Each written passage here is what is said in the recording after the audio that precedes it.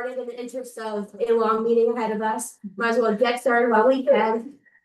So with that, I want to say welcome. Thank you everyone for joining us. I know Mayor and Andrew both meeting, but if you wanted to say a quick welcome, if you're including your mouths. Just want to say welcome, everyone. Thank you. Looking forward to everyone's presentation. I want to thank Laura. You came to the event today, so. Our mom won't be wandering when we have dinner, so thank you for that. We'll be focused and ready to go. So thank you.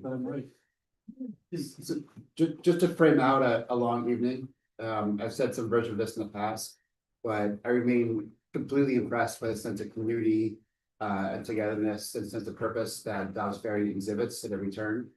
So I'm very much looking forward to the presentations. I think you guys have a good town. It's about to get a lot better. And it should be a fun evening. Thank you. So with that, I know we've been saying it, just a general reminder that this meeting is slated to be 3 hours long. So we appreciate everyone that came out today. The meeting is being recorded and will be posted to the project website. Members of the public, if you haven't done so already, or before you leave, please sign in at the podium. And then LPC, please sign in the sign-in sheet for you all, which should be getting passed around. Another reminder is that we'll be having project sponsors present on behalf of their projects during tonight's meeting. We ask that members of the public refrain from commenting during their presentation and use the public comment period at the end of the meeting to provide any comments or questions that you may have. Project sponsors, we ask that you do not advocate for your project as we discussed, but rather inform the LPC of your project when it is your time to present. And then lastly, the mayor said it, but we also wanted to thank you, Laura, and the Masters School for providing dinner for the LPC. And LPC, if you haven't already gotten food, feel free to do so. I'll be talking for the next 10 minutes, so you have some time to eat. But that will be before the project presentations begin. We will also be taking a break around 7:30 p.m. for 10 minutes or so. We'll see how we're doing on timing. And members of the public, we do apologize that we don't have food for you all. But as this is a longer meeting for the LPC, we want to make sure that they will be sustained, energized, keep them going for the full duration of the meeting. But we thank you all for attending. And then my last reminder before we really get started is that it's a long meeting. Bathrooms are located downstairs in the rear of the building in case anyone does need to get up and go. So with that, here is the agenda for the meeting. Our typical housekeeping, the code of conduct, the New York Forward timeline, the public engagement update, project evaluation, and then we're going to get into those actual project presentations, followed by the evaluation results, public comment, and then at that point, we're all going to get ready to go home and we'll end with our next steps and our thank you. Hi, everyone. So LPC, you've heard this before, but as a reminder, here's the LPC code of conduct. So I'm just going to read it out. Each local planning committee member is reminded of their obligation to disclose potential conflicts of interest with respect to projects that may be discussed at today's meeting. If you have a potential conflict of interest regarding a project you believe will be discussed during this meeting, please disclose it now and recuse yourself from any discussion or vote on that project. For example, you may state that you or a family member have a financial interest in the project, or you are on the board of the organization proposing the project. Do any LPC members need to make a disclosure to the committee? Okay. And then also, please inform the LPC co-chairs during the meeting if you need to disclose a conflict which arises unexpectedly, and then recuse yourself from discussion or voting on the project. And just a note, and Liz is going to get into it, Steve, we know that you have disclosed your already previously. Yeah, so to this date, we've received a recusal from Steve Tilley for the Rehabilitate 143 Main Street project.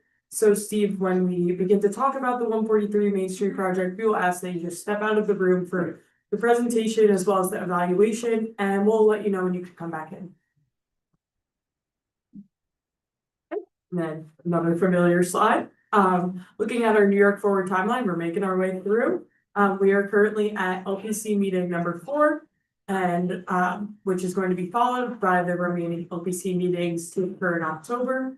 Additionally, we will have our second public workshop on October 6th, which Kirsty will talk about more shortly. In regards to deliverables, we are working on project development through conversations with the project sponsors, and we are starting to begin project profile drafting.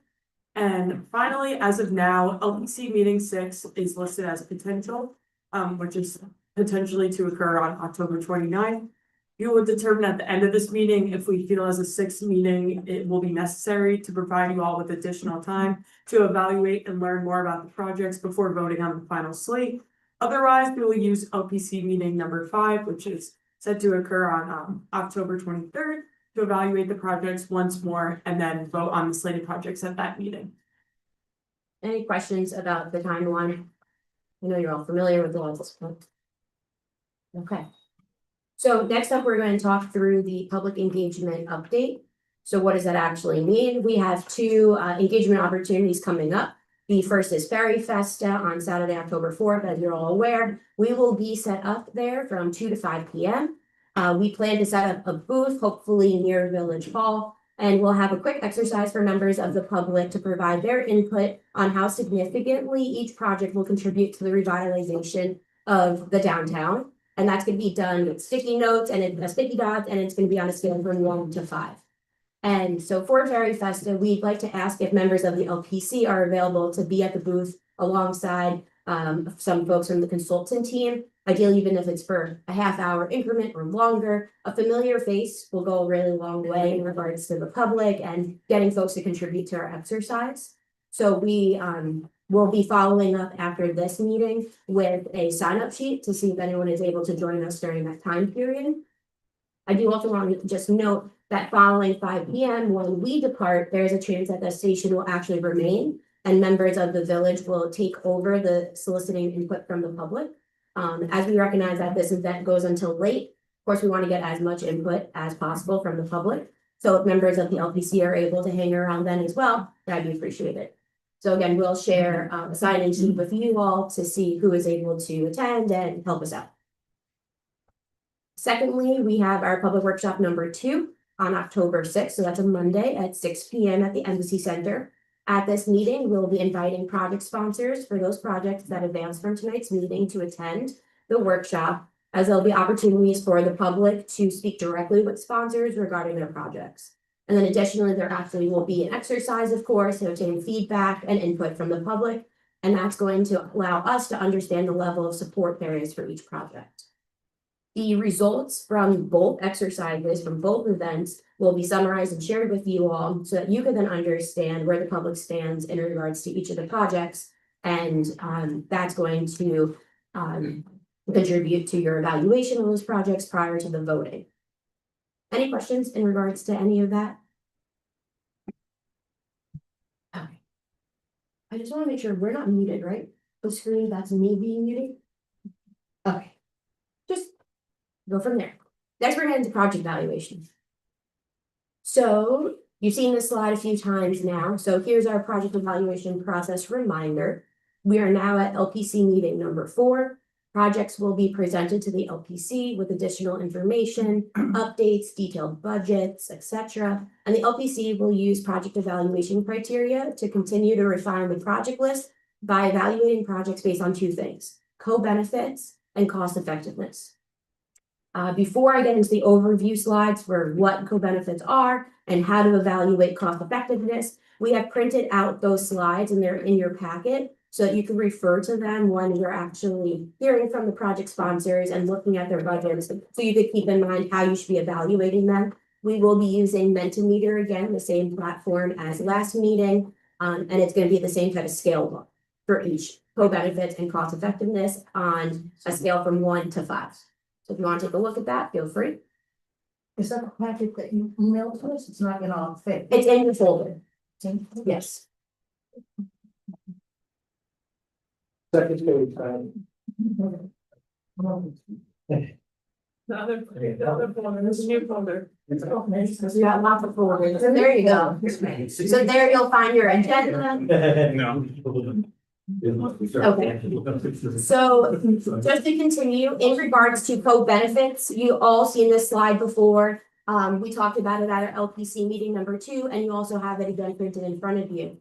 The co-benefits are those that will result, so that the project will result in benefits to both the community and the project sponsor, such as generating additional economic activity and improving quality of life. Co-benefits from projects result in secondary benefits to the community. And then co-benefits, so if you recall, we were talking about a while ago, what can be other co-benefits that we could consider? And as LPC, we decided not to really hone in on any specifically, but these are some that you could consider during your evaluation. And those are the potential to attract regional visitors. It increases accessibility and affordability. It increases community connectivity and cohesion, and it can generate new jobs and employment opportunities. So these are just some examples that have you start thinking about what co-benefits will look like for these projects. And then this is, again, same slide that we've seen before. So for cost effectiveness, the New York Forward investment in a project would represent an effective and an efficient use of public resources. So is there a demonstrated need for these funds? Did the sponsor provide adequate budget information? Does the project have the potential to leverage other private or non-state investments? And is the sponsor providing matching funds?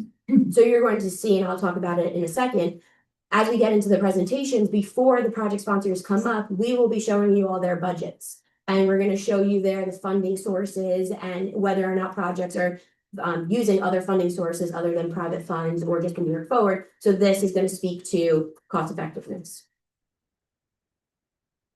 Any questions so far? We're getting close to project presentations, I promise. So the current slate of projects. Before we get into project presentations, we wanted to provide a recap of where we stand today in regards to one, the total number of projects, as well as our total New York Forward request. Additionally, we'll introduce any project updates that we may have received since LPC meeting number 3, which has also been shared with you all prior to tonight. So it'll be a little redundant if you did have a chance to review the information. We also expect that project sponsors will speak to those updates if they do have any during their presentations. So if you recall, this is where we left off at LPC meeting 3. We left off with 12 projects, a total project cost of approximately $16.7 million, and a New York Forward request of approximately $9.3 million. So this is where we left off. And so now these are some updates that we've have since learned about since LPC meeting number 3. And so we had conversations with project sponsors. We relayed all your comments and your questions from LPC meeting number 3, in addition to any other comments and questions that we might have had as a consultant team. So on here, the first project, Community Gardens project, has since dropped from the process as they were unable to obtain funding and secure approval from property owners to move their project forward. So that's our first update. The Restore Pickwick Theater project, their project scope has since been clarified. We did ask them to speak to this. If you all recall, there were some questions about, is it a phased project? Is it not? They did clarify that it is a phased project, that the New York Forward funding would be going towards their second phase. The project sponsor has since submitted a revised total project cost as well as a New York Forward request. So you could see here previously what it was, total project cost $750,000 with a New York Forward request of $500,000. And that was increased. So their total project cost now is $985,000 with a New York Forward request of $39,000. Then for the Lower Main and Cedar Streetscaping project, the total project cost and New York Forward request has been revised to reflect a change in the scope, which includes the complete replacement of all sidewalks and brick pavers along Cedar Street. And also just to note, the village is submitting a grant to Westchester County for a portion of this project for the funding. Previously, the New York Forward request, let's just say $3.7 million, New York Forward request, roughly $1.6 million. And if we look at the revised project cost now is approximately $4.5 million, and their New York Forward request now is $1.8 million. And then just a few others. So the Rehabilitate 143 Main Street project. The project sponsor actually went back to the drawing boards based off of your comments, and they have since revised their scope. They removed the construction of the secondary building in the back of the property. And with that change, they are planning to provide they're looking to expand the existing building rather than provide that secondary building.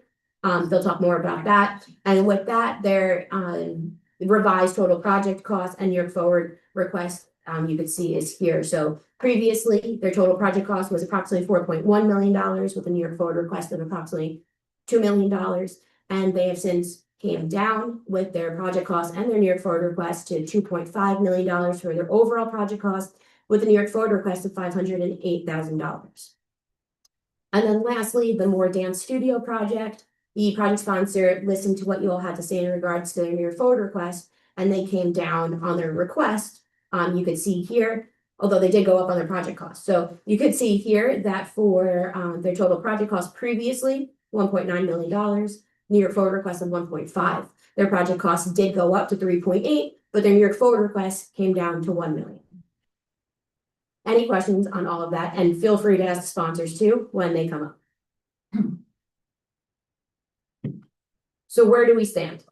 We currently stand at 11 projects, $17.9 million in the total project cost. So that's the total investment into the downtown, with a New York Forward request of $6 million. And if you remember, the total project slate to go to the state should be within $6 to $8 million. We can stop now. We're gonna talk about that after we get this presentation.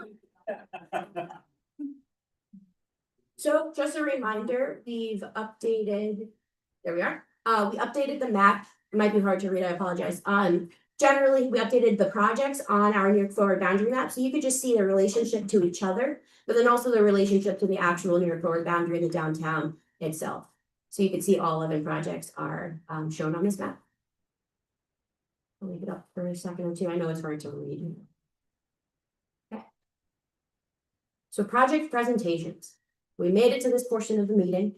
As previously mentioned, we're going to ask you all to evaluate each project in regards to cost effectiveness and co-benefits. So at this time, the LPC, if you could scan the QR code that is on your meeting agenda to get into Mentimeter, it is the same platform that we have been using over the past few meetings.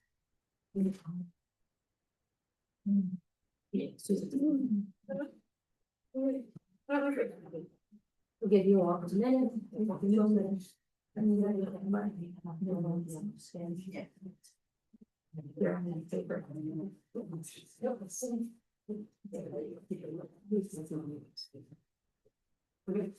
Gotta hit that one here. Can't do that. Let's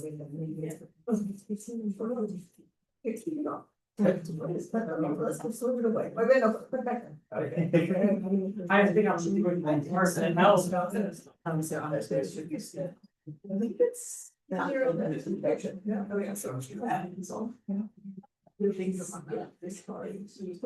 Okay, so as we're figuring that out, for each project, as I mentioned before, there's going to be the project table spelled out. This slide will inform you all in regards to your evaluation in regards to cost effectiveness. Do note that the budgets for all the projects are mostly finalized, whereas we don't expect that the activities and the funding amounts are going to change, but the allocation of the funding sources might change a little bit. They are still to be determined. So just keep that in mind. We wanted to show you what the other funding sources are for the projects, just so you can answer some of those questions in your head in regards to cost effectiveness.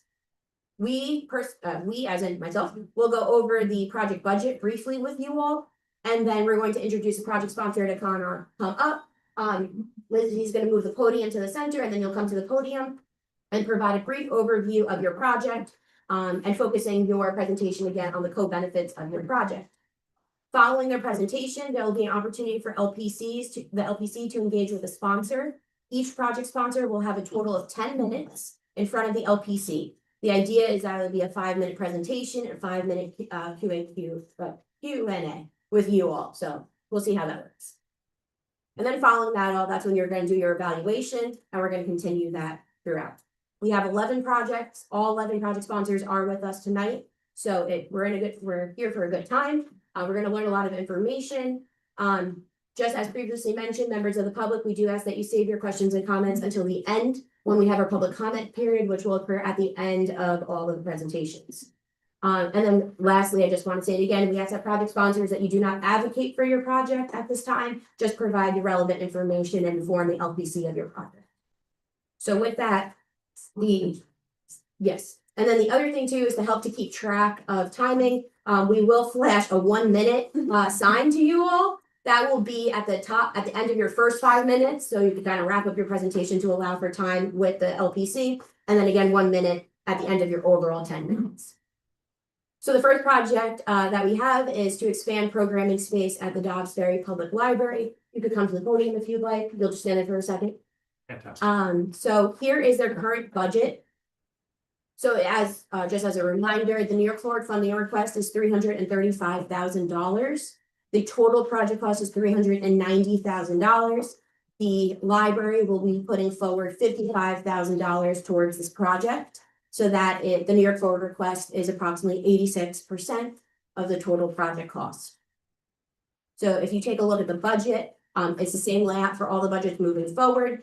The activity, so spelling out what's going to be done, the corresponding amount, the funding source, again, that may change, or that might change in regards to the actual allocation, and then the status of their funds. For New York Forward, you're going to see it's going to stay requested across all the projects. If it's secured, that means it's private equity, private funds. You might see that there's other grants that are being applied for, so that would be anticipated, things like that. So just some things to see, but generally you could get a good sense of their current budget. Any questions in regards to their budget? As of now, Did this come down from last meeting? this came down since our initial application, but this was presented with this New York Forward funding request at LPC meeting number 3. Yeah, right. Yeah. 'Cause I remember there was space on the street. Yes, that was removed, yeah, for safety issues and, yeah. Okay, any other questions or thoughts? I know you're seeing this for the first time, and I know it's gonna be quick. I apologize, but you should get at least a good sense of these projects. And you have all these materials anyway, so hopefully you're able to review some of it too prior to this meeting. Okay, so with that, we'll hand it over. It's all you. Hello. Hi, I'm Alex Peck. I'm a trustee of the public library. I'm joined here by fellow trustee Sam Gruen and our board president Linda Stutz. Well, thank you for the opportunity to present about the library project. At its heart, the Community Plaza project is about turning our library into a more visible, vibrant, and welcoming anchor for the downtown. Now, the library already serves thousands of residents and visitors each year through programs and events, but our current programming space is limited and uninviting. The community room is dark and drab and not visible from the street, and the plaza that is outside of it is largely empty and underused. What we're proposing is to open up both spaces to the street, to the downtown, and to the community. So the project itself has 4 main elements. First, we're going to replace the existing cinder block wall that connects the community room and the plaza with a full glass wall that can open and close. This makes the community room itself more flexible. We can spill outdoors when the weather is nice, and it allows us to host larger events that today simply don't fit inside. Second, we're going to add a false grid ceiling across the top of the plaza. This structure will allow us to hang additional signage, put up lighting for evening events, perhaps a projector screen for our movie nights, and most importantly, it can help provide some much needed shade that will help mitigate urban heat island effects for both visitors and commuters who are walking down to the train station. Third, we are going to remodel the small kitchen that is adjoining the community room and add a serving window. This provides a simple but powerful way to activate the space, from volunteer-run coffee and tea service to book sales, plant exchanges, or serving refreshments and selling tickets during live events. These things together help create a way for the plaza to be not just a thing to pass through, but to linger and connect in. And fourth, and woven throughout the project, is public art. We've reserved 14% of the total project budget of about $55,000 to commission an artist to create work for the plaza. So we chose this amount based on comps of other regional libraries and projects in Westchester, but our hope here is to create some sort of vibrant mural, a functional sculptural seating, some sort of interactive artwork. We are aiming to make the plaza itself a colorful and creative destination in its own right. Now, it's worth noting that in that image that you see there, we don't show the details of the public art. We're leaving that purposefully vague so that we can give the partner we choose creative latitude and a chance to bring them in early and help weave the public art throughout the design process. So those are the details of what we built, but more important than that is why we think making these changes is going to benefit the village. First is pedestrian experience and safety. By activating the plaza with glass walls, seating, lighting, and art, we make it safer and more welcoming for families and young people. And it's worth pointing out that nearly 60% of our visitors are under 18 at the library. So this will make their downtown experience more comfortable and secure. Second is, this is about creative placemaking. The art, the ceiling, the glass walls, all of these are going to help turn an otherwise empty or somewhat drab plaza into a destination-worthy civic commons. And it becomes a place to gather, to celebrate, and to just sort of showcase Dobbs Ferry. Third, we believe this will provide commercial vitality. A lively plaza draws people downtown, and whether they come for a lecture, a family program, or just to enjoy the art, they will also visit restaurants and shops nearby. By improving the library's visibility, we increase foot traffic through the entire Main Street corridor. Finally, accessibility and inclusion. The plaza is free. It's open to all, and just like the library, we offer programming and social connection without the barrier of cost. In a time when so many places require you to spend money to be there, the library offers something different, a welcoming third place for everyone. By transforming the plaza from a space that is currently overlooked to one that is bustling with activity, art, and community, we will, in the process, make our village safer, more vibrant, and more well-connected. And we believe that this project from the library can be a cornerstone of Dobbs Ferry's New York Forward plan. We're looking forward to working with the village to make it happen. Thank you. I was in summer practice. That was really. I was impressive. That was impressive. That was impressive. It's not that easy, Donna. You have to go out in the problem. So with that, welcome up to the LPC. If you have any questions, comments, or else in regards to his project. Okay. You said that there's going to be a window to the kitchen Yeah, for service. yeah. Will that be open at any other times other than just events, You know, like ice cream or something? yeah, well, you know, so despite the fact that libraries by their nature are not supposed to be revenue generating, it is useful to have things that can help generate revenue for the library. So we have book sales inside the library. If we had a volunteer, perhaps from our friends organization or otherwise, who could sit there, we could run book sales throughout the day, or during events like yarn exchanges. So some of this will happen during live programming. Whether we keep it open when it's not live programming, I think will depend on a volunteer situation. We're not currently planning to staff it with paid staff throughout the day. Yeah. Yeah. Can you kind of walk me through the process for costing out the project? Sure. We started by contacting the architects who did the original blueprints for the library. We got some ballparks from them. We contacted a stone masonry contractor who'd done recent work inside the library and had him give us some estimates about what it would cost to replace and what pieces he thought were structural. From those starting points, we worked with Christie at VHB and a third party of theirs, Oncourse, to do a total breakdown based on the description of what the construction costs would include. Within that, was there dynamic pricing in case of? There's a contingency that's baked in, that's marked down, but I'm not sure what you're referring to specifically in terms of dynamics. Like sort of, hey, this might rise because of this, or? Well, that's why we added a contingency. Any concerns that you or the architects have regarding security with the additional glass and windows and more life on the sidewalk? Not really, to be honest. The existing front of the building is all glass, so we're sort of adding a matching feel. It's going to be open whenever it's beneficial for the library for it to be open, but by the nature of it being a library, we offer everything inside the building for free, and we welcome community members. So aside from the normal closing up at night, it doesn't dramatically change our I'm surface sorry, I area. just mean safety more than security. Safety, what are you picturing? Cars, bad people, sorry, Yeah. we're just doing a lot of building where I am and Yes. it's, Well, I think anything that we would be concerned about, we should already be concerned about with the existing front, which is already made of glass. thank you. Have you had any vandalism in Orlando? Sadly, we have. Yeah. Could you describe a little bit more about the grid overhead? Yeah.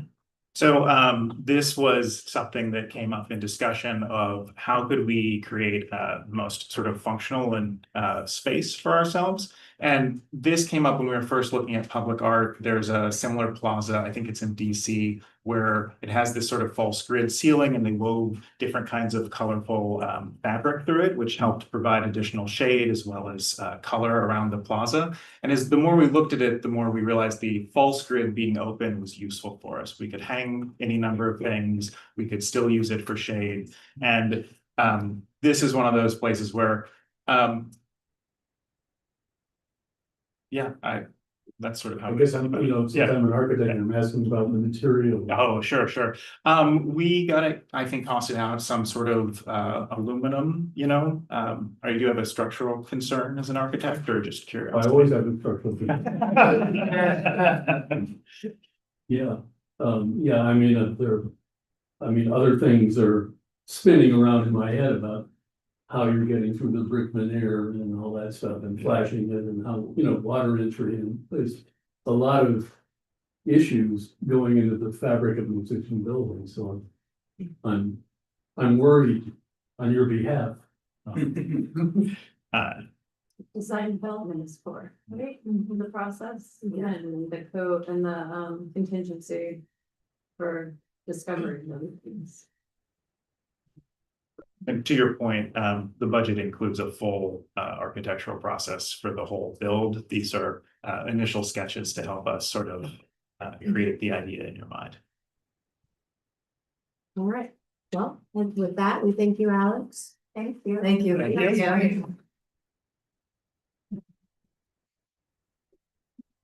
And not that we don't love you, but we have a board meeting in the library. Thank you for joining us. Thank you. LPC now, we want to turn to the next meter, and if you all can please respond in regards to co-benefits and cost effectiveness for this project.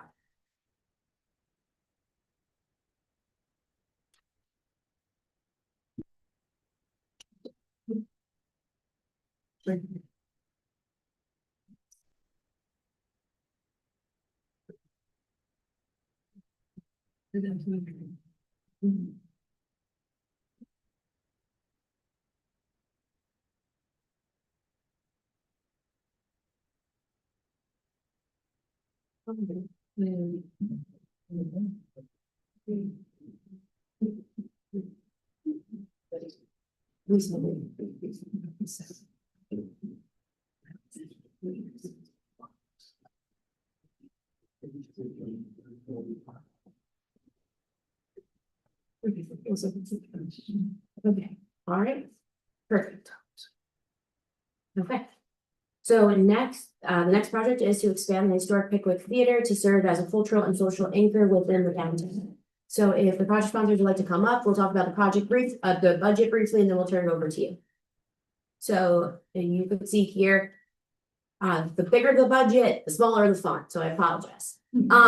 So here you could see the breakdown. So as I mentioned before, the project sponsors clarified that this budget is specific to the second phase of their project, which I'm sure you'll talk about. So you could see here, the total funding, near forward funding request is $739,000. The total funding from other sources is $246,000, and you could see that's either from private funds or a bank loan. And then the total project cost is $985,000. With that, the New York Forward funding request is approximately 75% of the total project. Any questions after first glance with this budget? Okay. So with that, we'll hand it over to you. Well, good evening, and thank you for your time. My name is Paul Scataratico. I'm here with my brother Peter Scataratico, my wife Anna Scataratico, and my uncle Victor Golio from Golio Contracting and Sean Snyder and Jackie James as well. So we have quite a crew. But thank you so much again. And the Pickwick Theater, our theater that we've had for many, many years now, over 30 years, and so you changed about 35 years at the building. It's a gorgeous theater, beautiful theater. So our goal, of course, at this point, we feel it's the right time to restore this beautiful building in this beautifully quaint village. So as far as thinking about budgetary and what we've been doing, the stage one that we are planning to do at this point with our own funding is to retool the businesses that we have in the building. Right now, our music store is located in the actual lobby. And the theater has been used for a lot of presentation and storage of musical equipment, because what we have going on in theater right now is a full-blown digital recording studio, a school for music students, music retail. We run the entertainment company out of the building as well. So there's a lot going on. So what will happen is, with the funding that we are prepared to spend with our own money and some of the funding from the banks, is to rejuvenate the lobby, relocate the music store into our storefronts. We own 4 storefronts in the building. So that will clear up the whole lobby, and then we'll have a beautiful lobby when people walk into the building. Our secondary area, of course, will be to do some basic restoring in the theater prior to hopefully getting the grant. Once we get the grant, we will then go into our stage 2 planning, which of course is a full rejuvenation of the theater. Inclusive in that will be, of course, new bathrooms, new lighting, new stage area, and also we're putting in some new sound equipment as well. The concept of opening the theater is for co-benefits for the entire village. If you look at some of the corresponding villages in the area, like Irvington, where I'm a school teacher in Irvington, also in Tarrytown, when those theaters have events going on, the whole downtown, it blossoms. We've been watching that for many, many years, and we feel that Dobbs Ferry is lacking in that area. We have been in the entertainment business for many, many years, so there's many different things that we can do in that theater that will be culturally beneficial for the village, as well as aspiring young musicians. There's a lot of great things and a lot of fantastic opportunities that happen to students and outcomes when they play music. It does fantastic things for the brains. It makes them better cultural people. So we really believe in the art of teaching and developing young minds that way as well. So, but again, I was just saying, with our background in the entertainment field, we have access to a lot of different types of entertainment that we can bring in to our theater. We've already been approached by some people that run off-Broadway type events, Broadway shows. Of course, we're in touch with many musicians, whether it be in the jazz world, pop world, etc., singers. We work with a lot of Broadway artists with our company as well. So we bring many events like that into the building, dance performances, comedy night, etc. Plus, we want to make it a very flexible, functional space, so it be available for rental purposes as well. So not that we'll just run events. It'll be open to people that want to bring events in. It could be book reading, poetry readings, etc. We've had multiple amount of people approach us over the last 10 years, constantly coming by saying, hey, could I do this? Could I do that? I think that just overall, in a quick summary here for you, I know I have 5 minutes. I think it'll be super beneficial for the town. It's something that we've been sitting and watching for a long time. We're willing to put a lot of our money into making this happen. We feel it's the right time.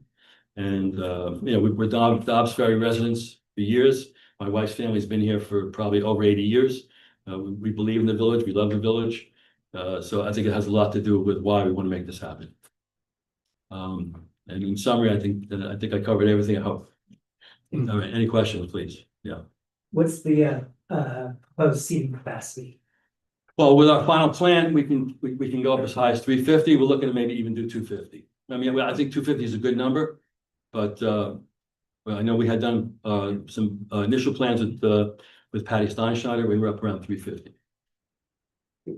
You had put forth projections and how busy the theater will be over, like, you projected after a certain year, it will be this much, or Right. what did you base those projections on? Well, we researched all the theaters that we're familiar with in the area. Primarily, we built it off of that. And just from the kind of traffic that we have gotten of people approaching us, and also from what we know in the entertainment business, we felt that would be a fairly good, timeline. Looked at like Tarrytown and Irvington and that is what. We walked all over, as far as those theaters, even Richfield up in Connecticut. We did our research in all those areas. Jacob Burns, we went through Emblem Theater. We checked out their pricing, what their events are, is very similar, similar things that we can do in our theater. And I think also, we want to make the theater open to the community as well. So we'll be open to community events, working with the Chamber of Commerce, things like that as well. What's your time frame for conducting the first phase of your project? We were looking to start that in January. And like how long do you think that would take? I think the window for that would be about 6 months. To be, you never really know 100%, but I would say roughly about 6 months. JD? Have you projected how many staff members you would need, full-time, part-time? We've been talking about that, to be honest with you. It all depends on like a lot of our final business plans that we feel work the best. But right now, in the building right now, we're staffed with over 6 people right now. That are well versed in the entertainment field and the music industry. So even through our entertainment company, we have multiple people that work for us. So I think getting staff will be not a problem. Getting the right people, we'll talk about, that kind of thing. I'm sure like we can do with some of my students that work for Tarrytown when they have events, they get to watch the concert and don't get paid, but they'll be ushers and things like that. So I think something like that would work for us as well. Your current staff, is it all part-time or all full-time? It's 50-50. Yeah. Will your operating expenses go up significantly from what they are now? If you were to continue with the fleet? Well, I mean, we just recently put in new air conditioning and heating. That's all been completed. So that's an expensive amount. I wouldn't tell you any differently. It's a big room. It's 8,900 square feet. So it's a pretty big room. So I mean, that electric bills are going to be what they are even now. I mean, I'm sure an event will pull that up a little bit more, but we pretty much have a good pulse because even our recording studio, when we turn everything on and all the equipment that's in that facility, I don't know if you know about our studio, it was designed by John Storick. It's the same gentleman that designed Electric Ladyland for Jimi Hendrix. So he wired the whole room. He designed all the walls. And that studio is open 24 hours a day. Plus any act that comes in to perform, we can offer them some very incredible recording ability. Story is great. I've endorsed that piece Yes. of it. It's a tough business, right? I mean, I think the theaters I've been involved with, like Jacob Burns and things in the city, a big chunk of their budget is made by fundraising, donors. Right. You have more diversity, and I still don't quite understand the streams of income beyond, some kind of other, partially perhaps donor basis might support, like doing cinema stuff. I actually experienced Reds. I watched Reds in that theater, and I think there was sort of atmosphere coming in at the same time. I feel the conditions that that building presents. Right. Yeah, I mean, as far as worry, I don't think, I mean, unless, Peter, you want to jump in? I don't think we're worried about financial stream, right? With all the ideas that we have from our business plan. I mean, we've had so many people that we've turned down over the years for all kinds of functions, even small weddings. So, and that's not even our goal because we know that with some of the different artists that we work with, my brother's on 11 jazz records. I mean, the amount of jazz artists alone that we know that can fill the room, and I don't think financially we're going to be that stressed where we want to say, hey, we have to fill every night. I think it'd be more key events for us and then other things functioning. We run a school also out there. Yeah. So there's a lot of cash flow funding. It's different. I mean, I'm associated with the jazz club in Tarrytown. Yeah, but Mark Morgan. Yeah, Mark's place. Right. But that's again, that's more a single purpose, so that's, I'm trying to get the sense of the Yeah. diversity as opposed to the Right. cinemas and the jazz club kind of thing. Yeah, so, multiple functions happen out of that building, which will not be affected by rejuvenating the theater because our entertainment offices are being a different spot. Right. As part of the renovation. So, we have the entertainment companies where we do, outside of the area, of course. Right, We do over 100 events a year. Right. My band personally goes out 50 times a year. right, But we also have multiple bands and DJs and classical musicians. right, So and that company was started over 50 years ago by my father. So I personally played probably 4,000 weddings. So, but I mean, as far as our entertainment companies go, that's another cash flow in the building. I And then see. our school will rejuvenate once the building is renovated because right, we can do a lot more, like School of Rock kind of things, yeah, which a lot of people are asking us to do. We also talked about partnershiping with River Arts. yeah, They're looking to come in and do 20 events. right. So So that outside programming is supporting the building. it has, for us, we know that to make this work, it has to be multifaceted. Yeah, yeah. Okay, thank you all. Sorry, we took over our time. I'm sorry, Yeah, I'm we doing, you appreciate should be out of leave. Thank you very much. All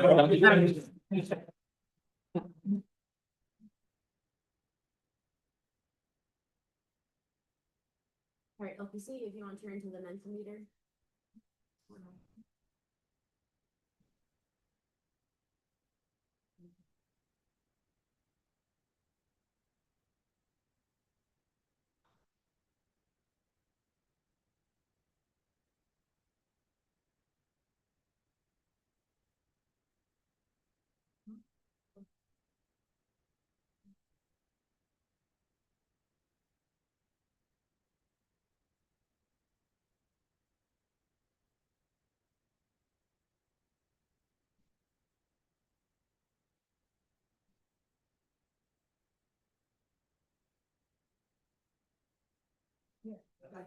I just stand it.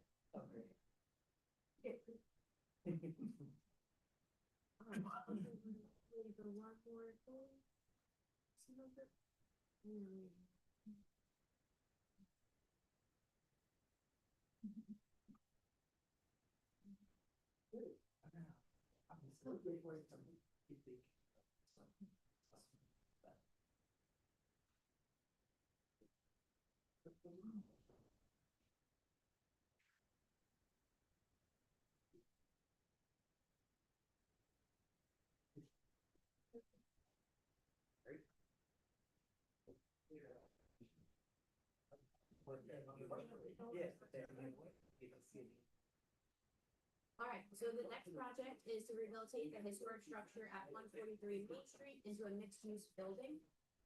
So you could see their budget here. Thank you, Steve.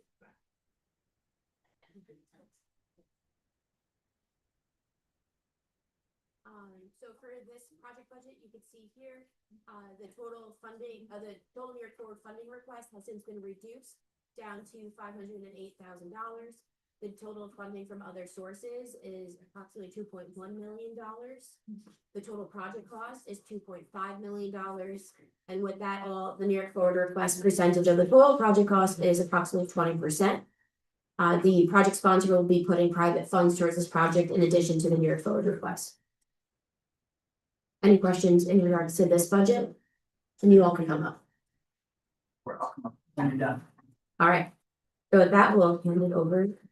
Hi, everybody. I'm Nancy Palermo, and thank you all for coming tonight and your time. And I look forward to talking about my project. It's a little bit different, I think, perhaps from most of everything else that's being discussed tonight because it is a private residential property. So just want to talk quickly about sort of the scope of the project. I think the history of the ownership of the building is very important to understand. Also my background, because I'm not a resident of Dobbs Ferry, and I want you to understand kind of why I'm here and why I'm really invested in this. And then finally the goals for the project. And then I'm going to turn it over to my architect, Seth Wiley, to talk about more of the specifics that are listed up there. So 143 Main Street. This is a major renovation of a Gothic revival style building, which is, part of historic Dobbs Ferry. It was built in the late 1800s.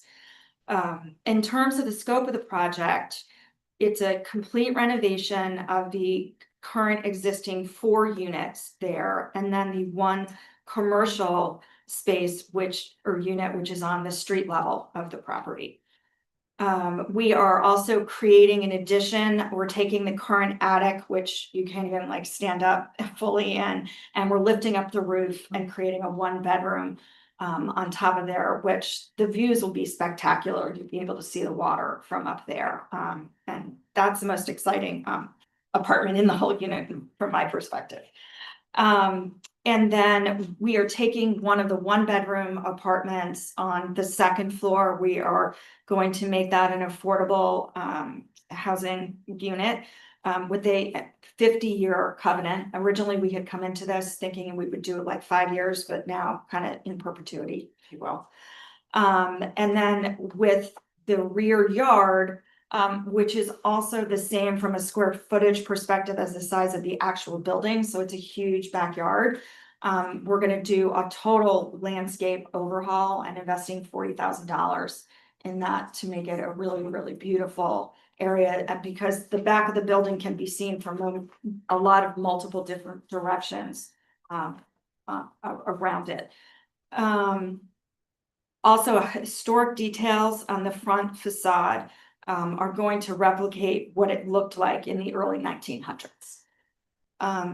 Okay, in terms of the history of the ownership, this is my favorite part of the presentation. This house was purchased by my grandparents in 1936. My mother's from Dobbs Ferry, her whole family, she's one of 7, grew up here. My father's from Ardsley, he's one of 6, they all grew up there. And my mother ended up purchasing the property from my grandmother's estate in 1982. And ran it as 4 different rental units since then until 2018, when at the age of 91, she became quite ill. So she wasn't able to continue. And so that when the leases expired in 2019, the building became vacant and has remained unoccupied. And if you talk to my friend Dan Romer, he's very excited about this because it's currently a pretty big eyesore and in a lot of disrepair.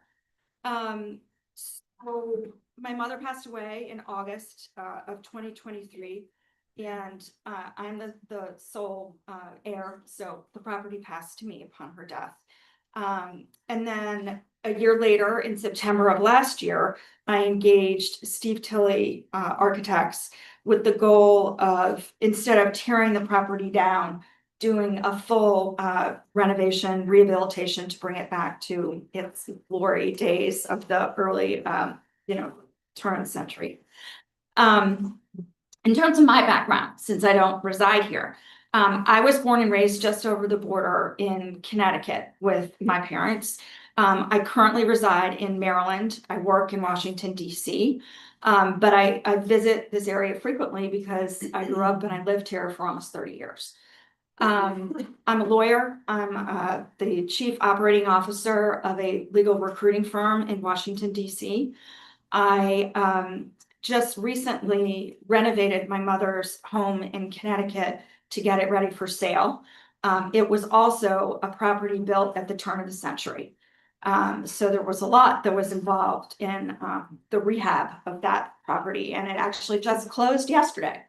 So I am taking the proceeds of the sale of that property, and that's going to be my funding to invest in this property. Nancy, I'm sorry that I have to cut you off. Oh, okay. Okay.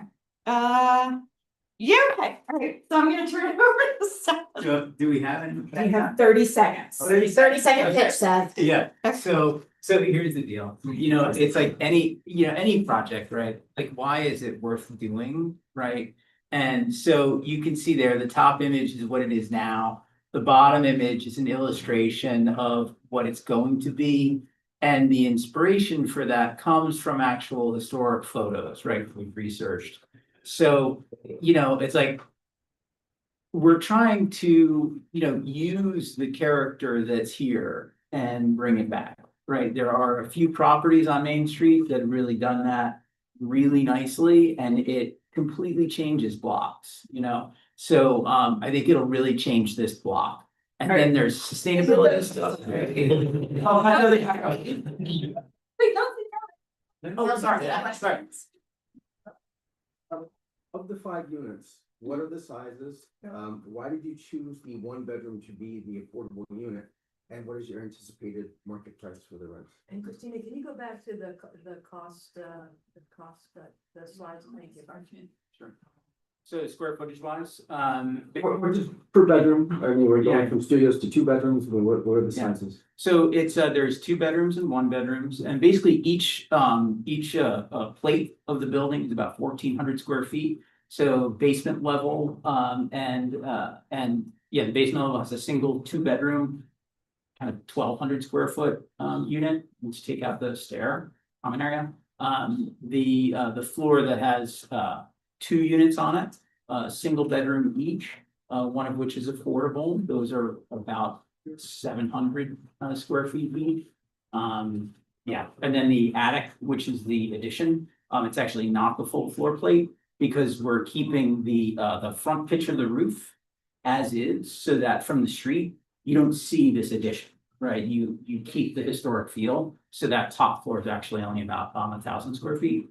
So it kind of varies, but it's the rough. Does that answer the question in terms of square footage? I think you only mentioned 4 units, right? Oh, yeah, so there's, so is it basement, first floor also has the commercial unit, which doesn't actually occupy a full half of the floor. It's kind of about the size of like Terrapin, Rose or something, it's kind of a small storefront. So it's actually kind of nice for, I think, the Main Street, 'cause it gives, you know, if you're like a single person professional or something like that, it's a nice opportunity, rather than needing bigger space. But so actually the residential unit on that floor is kind of in the middle. I think it's about 850 square feet because it sort of occupies more of it, not the whole, but not half floor plate.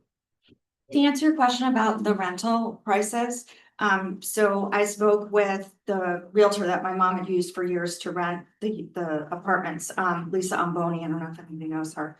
And Lisa told me that she estimates that the commercial space would rent for anywhere from 1,000 to 1,500 a month.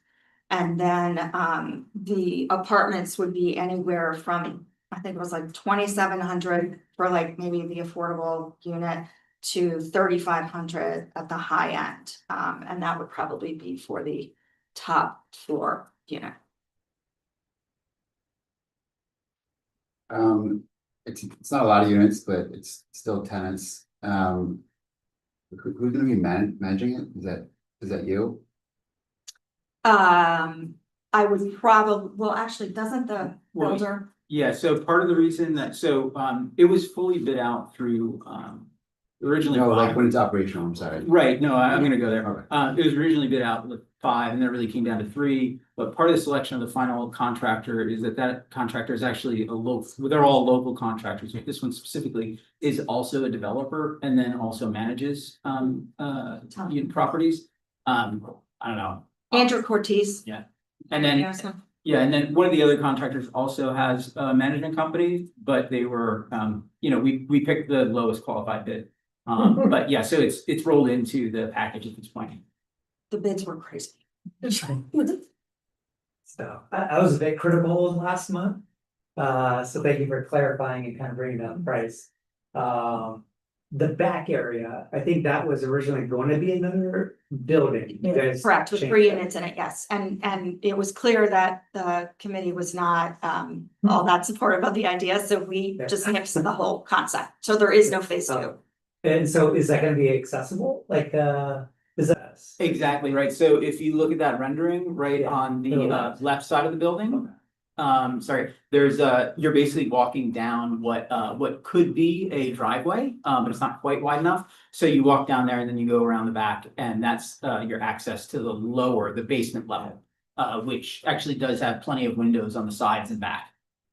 And there are back, on the back of the building, each apartment has like a deck that it is able to use and walk out, but yeah, it's gonna be very nicely landscaped, and pavers and all sorts of stuff. Yeah, too bad there isn't more residential. I know it's like how big can you go on a lot? Chrissy. So for the back, and I just want to clarify, and I can't speak for the whole LPC, but I think the concern wasn't that there was too many units going in, but it was just the ask, like the total ask of the grant that would for the entire project, because I think, having more units downtown is still great. It's just more in relation to the ask, and so I wouldn't want you guys to think that, like, Yeah. you wouldn't, that the village doesn't want more units. You know Well, what I mean? So and if it it's- worked out financially and you wanted to do it, I wouldn't stop because of us. Well, we kind of had it, we had it planned as a phase, we called it phase 1 and phase 2, and we sort of had it as a phase. And certainly the goal is going to be to build the front unit and then have like the utilities and such size so that it could be built down the road, because it is, I mean, it wouldn't. If I win the lottery. Right. Let's just be real. With that, we're out of time. With ladies, sorry, Ed sent us your message, your comment in the sentence. All right, so we can see if you want to go.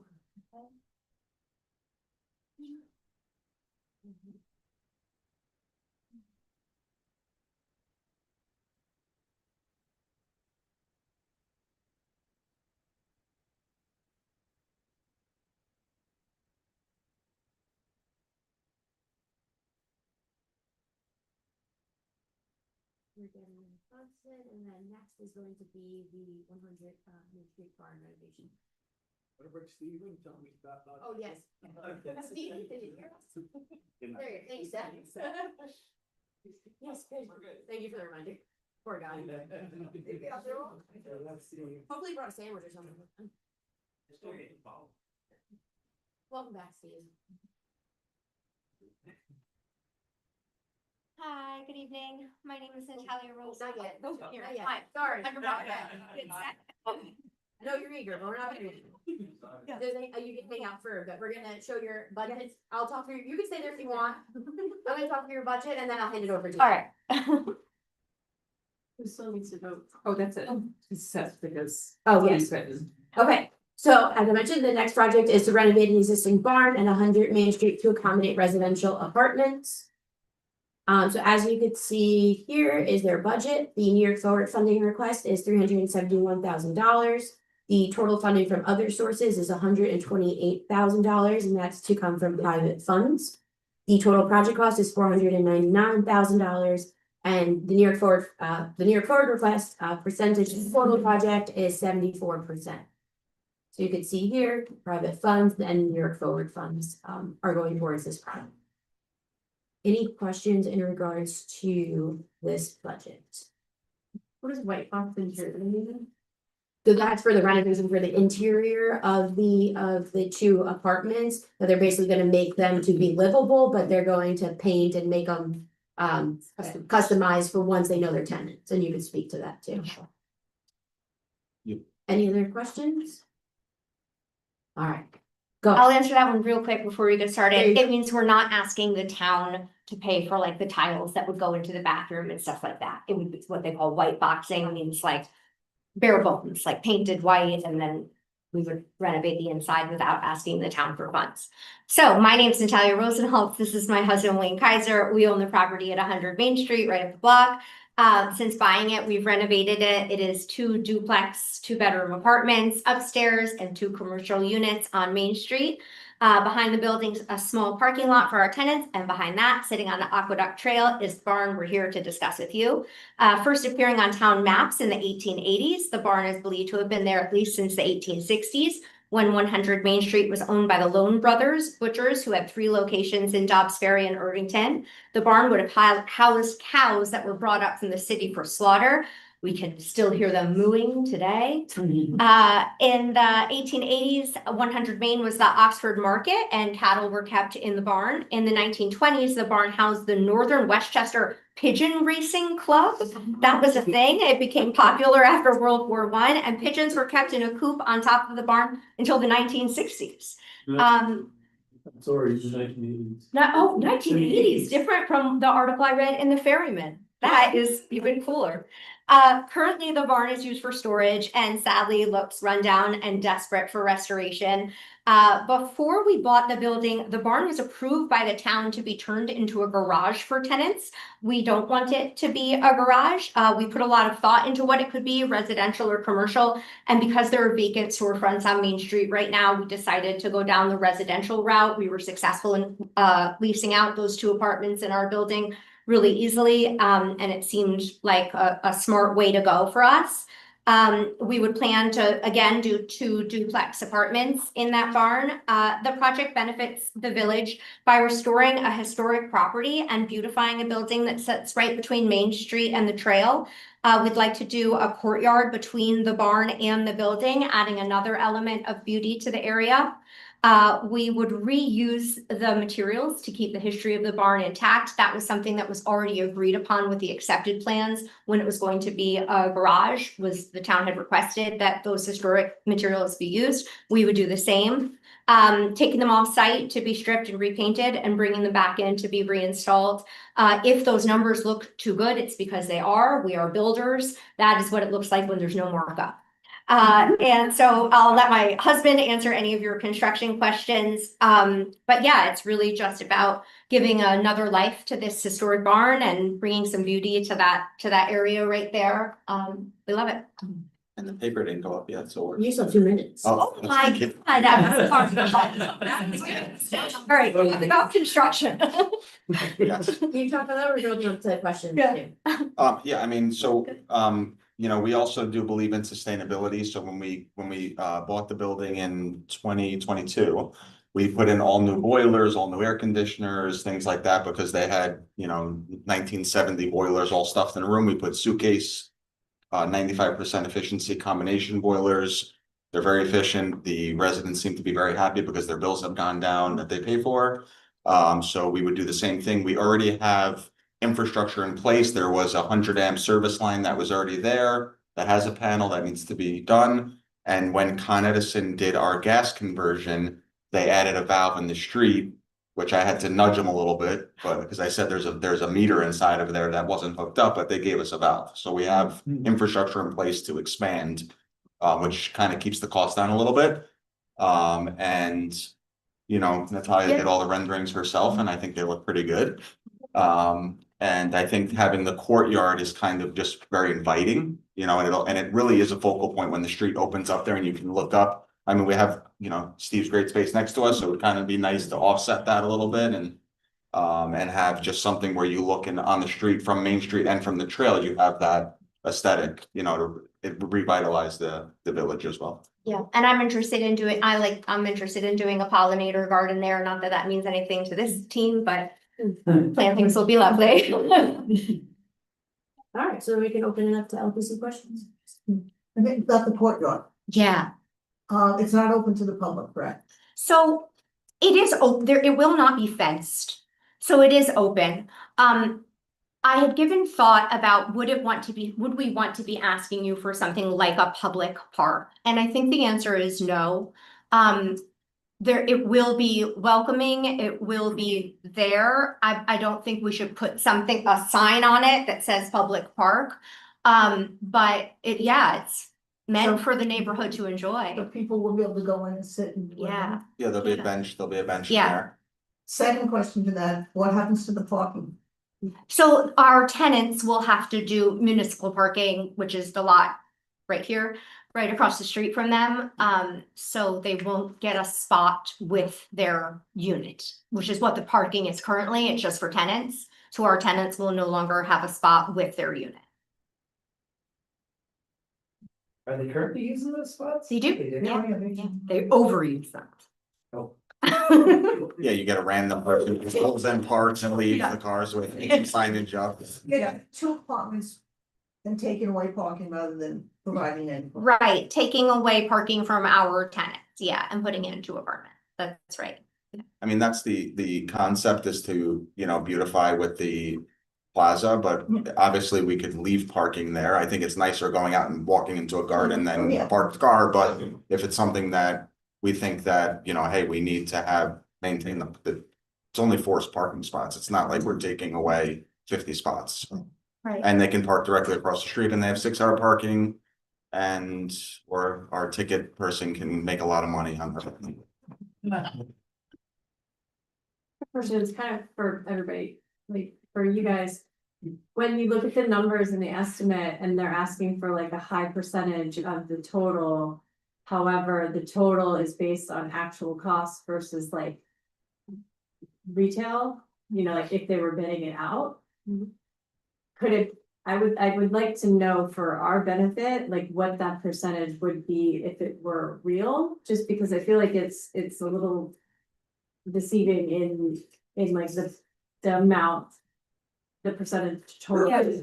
Like. So like a Because if GC, it- yeah, yeah. if you really had a GC, you were. So if really I was, paying, if we were being, if it our would be company like was being double. hired. Yeah, so if our Yeah. margin were on that, you would have a 25% increase in that But number. then the ask that you Right. have for us is a significant decrease percentage wise of that. And so I just wanna make sure that like we track that and it doesn't Yeah. feel like we're just majority funding something that. That you're just devaluing your own time and labor. Oh, no, well, I don't think we consider it devaluing it, I think that we're not, because it's, we're not charging ourselves. There's no That's markup. Then just- you're not. Yeah. So- making- Correct, Well, we are no, not, our makeup Right. is the investment Yeah. of the, yeah, It's- no, you're right, but what, so I I'm more asking them, like, Oh, if that's okay. something that we could, we should consider. I did have my engineer come in, I had my architect come in, like their legitimate numbers of what they would charge us. I had my subcontractors come in, look at the structure, the framing. Cause everything, the framing does have to be right. upgraded, We're things just like not that. putting 20% on top of the plumber's numbers. What do you expect the occupancy to be?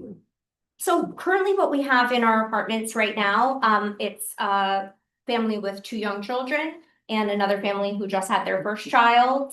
So I'm assuming a similar demographic, young families looking for great schools. Good school. Yeah. How large are the units? I mean, yeah, I would say that, so our current units that we have are about 1,200, the building's 25, it'll be somewhere roughly between 1,000 to 1,200 minus like a mechanical room or something like that. Because I'll do the same thing, I'll do the, combination efficiency boilers, things like that. So we will keep in line with that stuff just to keep the cost down for the resident. Yes. How do you get to 95% efficiency? It's pretty great. So. I mean, so we use Nevian boilers and essentially they're condensation boilers but they do combination, so they run your heat and your hot water. So if you run 2 lines to your air handler, they can cycle that, and then when you get in the shower, it turns that off and then it operates just the hot water. So that's how you can maintain your efficiency through. So we put 4 of them in, which anyone's more than welcome to come see what we've done. We put 4 in our current, and the residents I reset them maybe once every 6 months. There's like some type of thing, but they're very reliable. I think we have time for one more question. If anyone has. Okay, all right, well then, thank you. Thank you.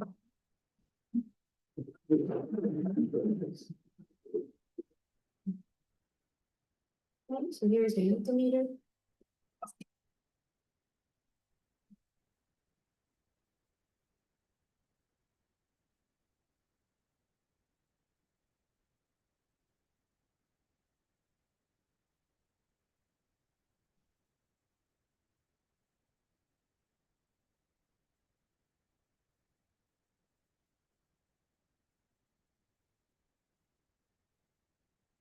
All right, so we're halfway there. We have one more private project and then I promise 10-minute break. Okay, looks like one more, perfect, all right. So next up is to transform a vacant space at 145 Palisade Street into a performing arts center. Perfect. Okay, so here is the current budget. So if you recall, the New York Forward funding request has come down since the last LPC meeting. It is now $1 million. The total funding from other sources is approximately $2.8 million. The total project cost has went up, and that is due to including contingencies onto this project. And so that went up to $3.8 million. The total New York Forward request percentage of the total project cost is 26%. And you could see here in their funding sources column and the status of funds, the project sponsor is has either already applied for grants, other grant opportunities, or they're looking to apply to grants. So you can see here, that's why it says requested, secured, and anticipated, just based off of where they're at with securing those other funds and applying for those. Just to be clear, you've worked with all of these people on their budgets, so we could accept the fact that these budgets are accurate, right?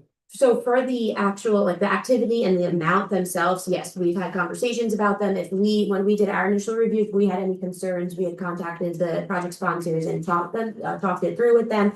In regards to the funding source, that is the allocation of the funds from the other sources could change. We just took them and put them to according to like the amount that it was from like the other grants to the amount that you see here. So that's the only thing that might change. Otherwise, we have talked with them in regards to the actual budgets themselves. And we've been asking for cost estimates as their background, as the background information to make sure that there's actual backing to these numbers.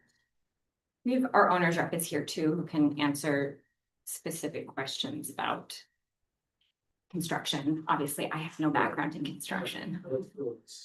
Anyone else have any other questions on this budget? The CDBG, is that community development block grant? It is, which Isn't that for low to moderate income census tract? it's through housing and urban development, and because we do work with that demographic through our education programs, we can access that funding. We are currently accessing CDBG funding. Obviously, it's federal funding. It could not be here next year. So we are building in contingencies. It's obviously a very small percentage of this larger budget. We're not relying on federal funding for anything anymore. It would be irresponsible. Any other budget related questions? Yeah. I'm just with respect to the NISCA lines. You say they're anticipated, that's from the capital program, right? It is, which is due in And January. when is that committee, what is that panel meeting? The application is due January 13th. Okay. I will find out if we're getting funding around the same spring of next year, but we can start spending money actually for that, against that in January. Once you find out what the panel. There's a little bit of risk, right? We could take out a loan from the bank to spend against that NISCA funding. We will likely wait until we are awarded that funding. So those are the requests that you're gonna make to that panel. Yes. Not necessarily the amounts. We have to talk to, we still have to figure out what the amounts are going to be for NISCA. We again just kind Yeah, of took because responsibility. there's a set amount, having been on that panel, there's a set amount total that's available and the 50. maximum grant, so I just want to make sure those are in line with. They are, so Yeah, the rubrics came out for that grant last Yeah, okay. week, so we have all that information, and again, it's a matter of. They restrict total funding from state Yeah. to 50% of the project, so we have to make sure that we're in line with that Right. funding. Okay. All right, so with that, we'll start in 5 minutes and hand it over to you. Okay, perfect.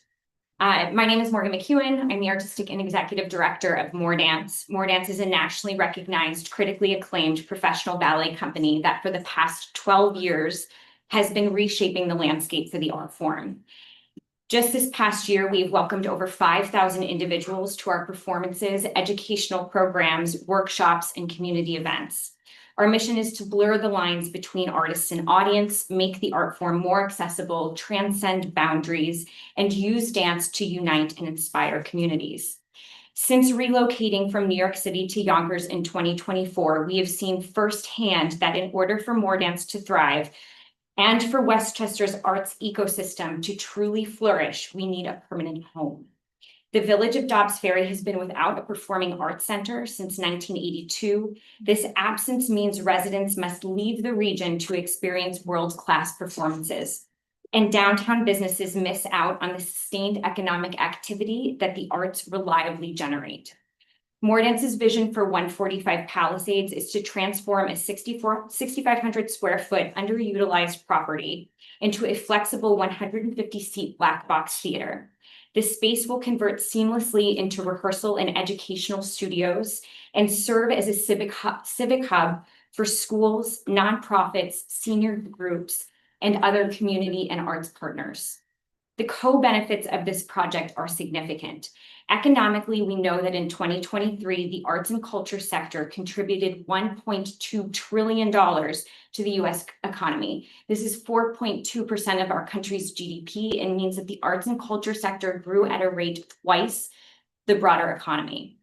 Nonprofit arts organizations in 2022 alone generated $151.7 billion in activity and supported 2.6 million jobs nationwide. Moredance has used the Americans for the Arts AEP 5 methodology to project our first 3 years in Dobbs Ferry.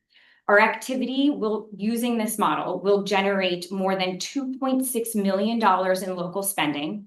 It will support 83 jobs across multiple sectors, and it will contribute nearly $154,000 in new tax revenue for the village of Dobbs Ferry. These are not hypothetical numbers. They are grounded in our pro forma and in nationally recognized research. For Dobbs Ferry, this means more customers and restaurants, more activity downtown, new jobs created, and measurable new revenue for the village's tax base. Socially, the arts sector acts as a connector. Communities with a strong presence in the arts see a 33% higher volunteerism rate, 7% higher voter turnout, and greater civic pride, additionally lower social stress for communities. Students engaged in the arts are 4 times more likely to be recognized for academic achievement and consistently demonstrate greater empathy and collaborations. For Dobbs Ferry, this means stronger community cohesion, a healthier neighborhood, and a greater sense of shared identity.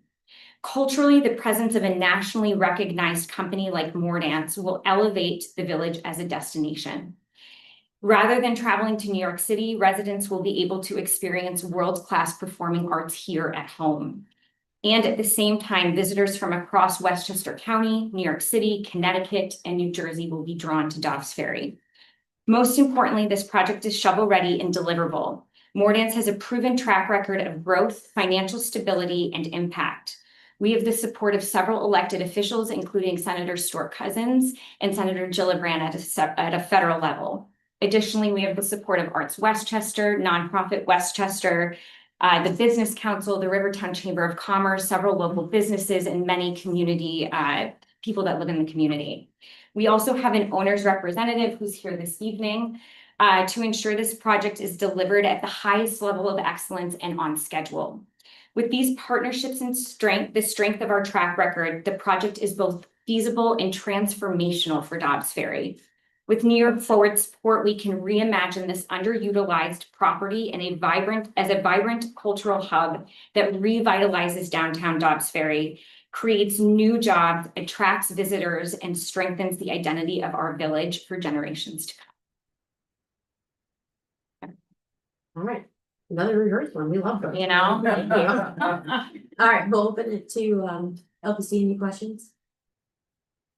Thanks. How are you? There we go. Where is this building behind the big building? No, it isn't. So people don't realize that building is shaped like a figure 8, and these spaces are in the holes of the figure 8. Oh, this is in. It's in Oh, that's a 145 big Palisades. spot inside the. Yeah. Oh, wow.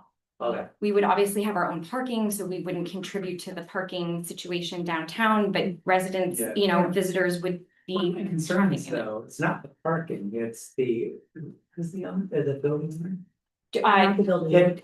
Huh? Not the building. Not the building owner. This is our owner's rep who is Owner's- helping us with construction and everything Yeah, else around this. one of my concerns is, I mean, I think the traffic's gonna be okay, but even just the road from Palisades down, we're gonna need, you know, is there any plans of increased lighting or path to just kind of streetscape in that for an event? Yeah, I mean, there's federal funding that's available for security purposes that we could apply for as a nonprofit to increase lighting in that area. We've applied for security grants before. It's not something we couldn't do down the road.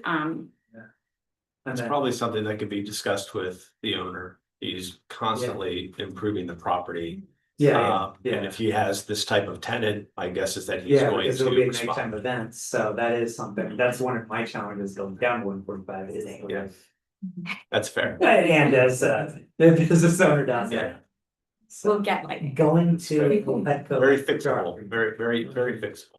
Perfect. You talked about the projections a little bit. You mentioned, I think, 87 new jobs. 83 new jobs over the course of 3 years. 58,000 of taxes. Yes. But then you talk about my area, right? So, Yeah. I mean, how did you? So You reference some. yeah, so I'm actually a New York Fellow Leadership Cohort for this year, and there is a tool that many of us now have access to that Americans for the Arts have developed. They do a yearly economic prosperity study. They've developed a calculator. So essentially, we can put in what we're spending as an organization, how many people we're reaching, and this calculator projects these numbers. It is a calculator that cultural institutions are using across the country to project numbers. It is, you know, beyond my pay grade, the economic science behind it, but it is a highly regarded, well thought after tool to project these sorts of numbers. Or can I speak to the methodologies more? Yeah. This is our board treasurer. And sales tax goes to the county, not to the village. Well, we get a piece of it. Right, we get a piece of it. Right. We don't have to get too technical. Yeah. I know.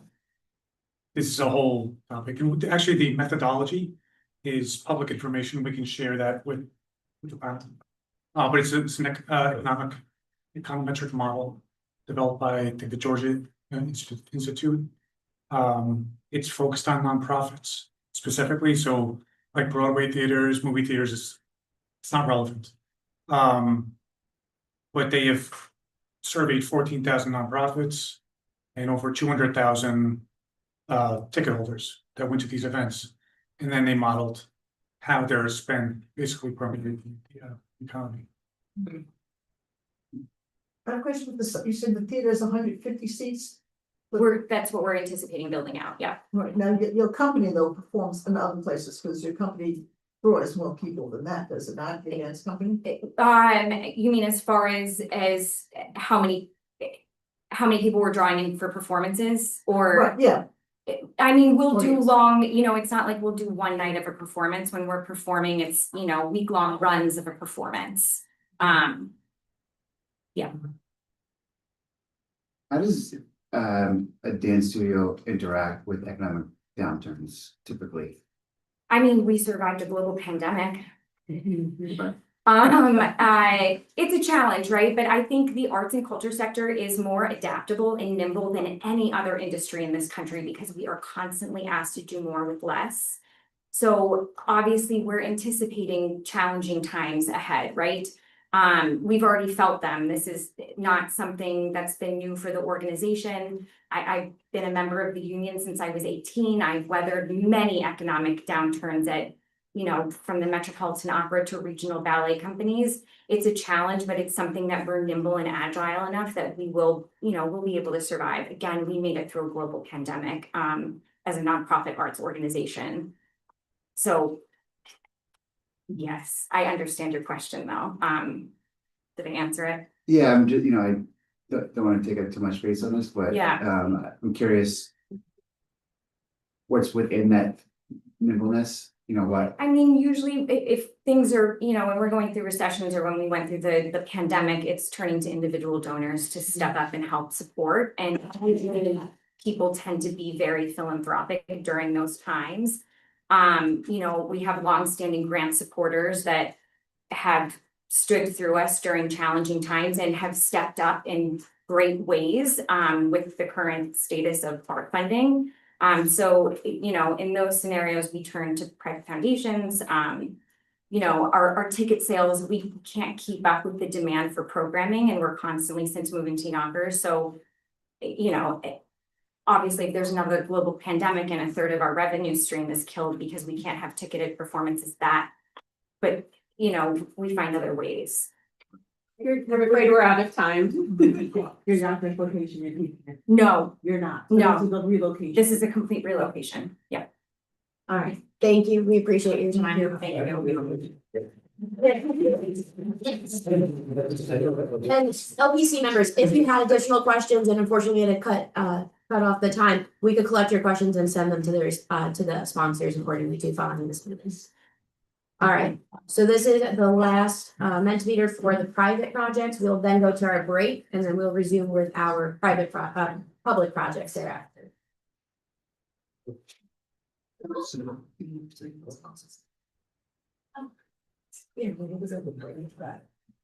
Where's the?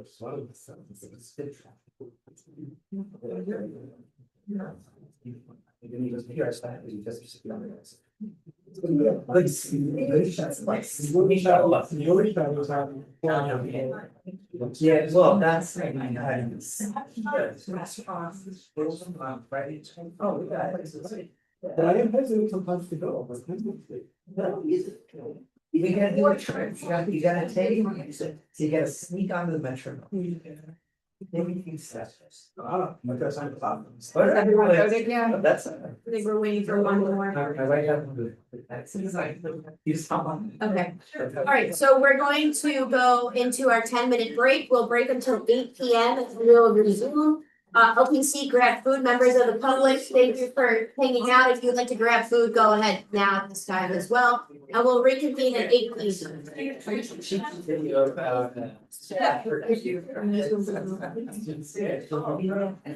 Yeah.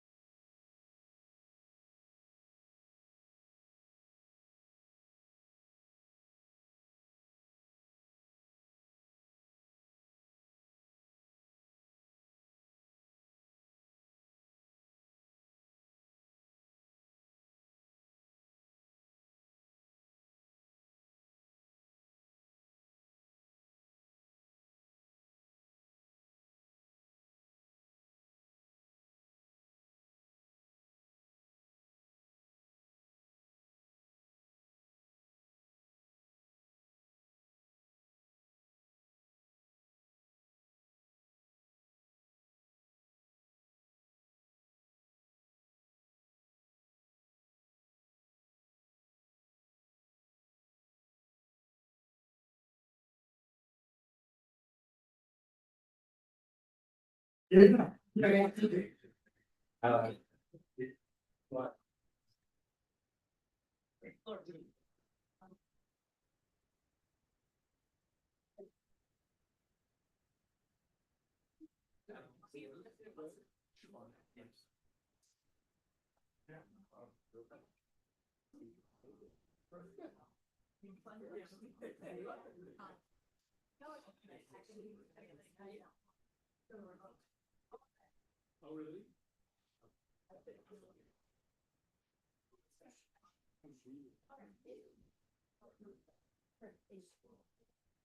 so we are now going to transition into the public project.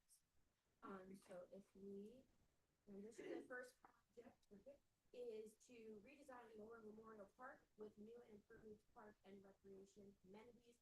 Before we get started, if you still want to eat, please get food, keep eating. We've still got an hour to go, but please keep eating. And same with the public, please feel free to get food as we go through this. So for the first project, for the Lower Memorial Park project, the total New York Forward funding request is approximately $1,000,041. We're gonna say 1.1 million to make it easy. The total funding from other sources is $1 million. And that is to come from potentially the CFA, the grant that they had applied for. The total project cost is approximately $2.1 million. And therefore, the New York Forward request as a percent, the percent is approximately 51% of the total project costs. You can see here for the funding sources, it's between the CFA, which is a grant that they had applied for, the New York Forward, as well as funds to be put forward by the village. Any questions or comments on this budget? And we are working to flesh out the activities. As you can see right now, it's like very high level, like signage, metals, masonry. We're gonna work to kind of to flesh those out a little bit more, so there's some more detail as to what those activities actually mean. Masonry's only 15 grand. Wow. Well, Talk to that. Any other questions in regards to the budget? You can step up and then we'll get ready.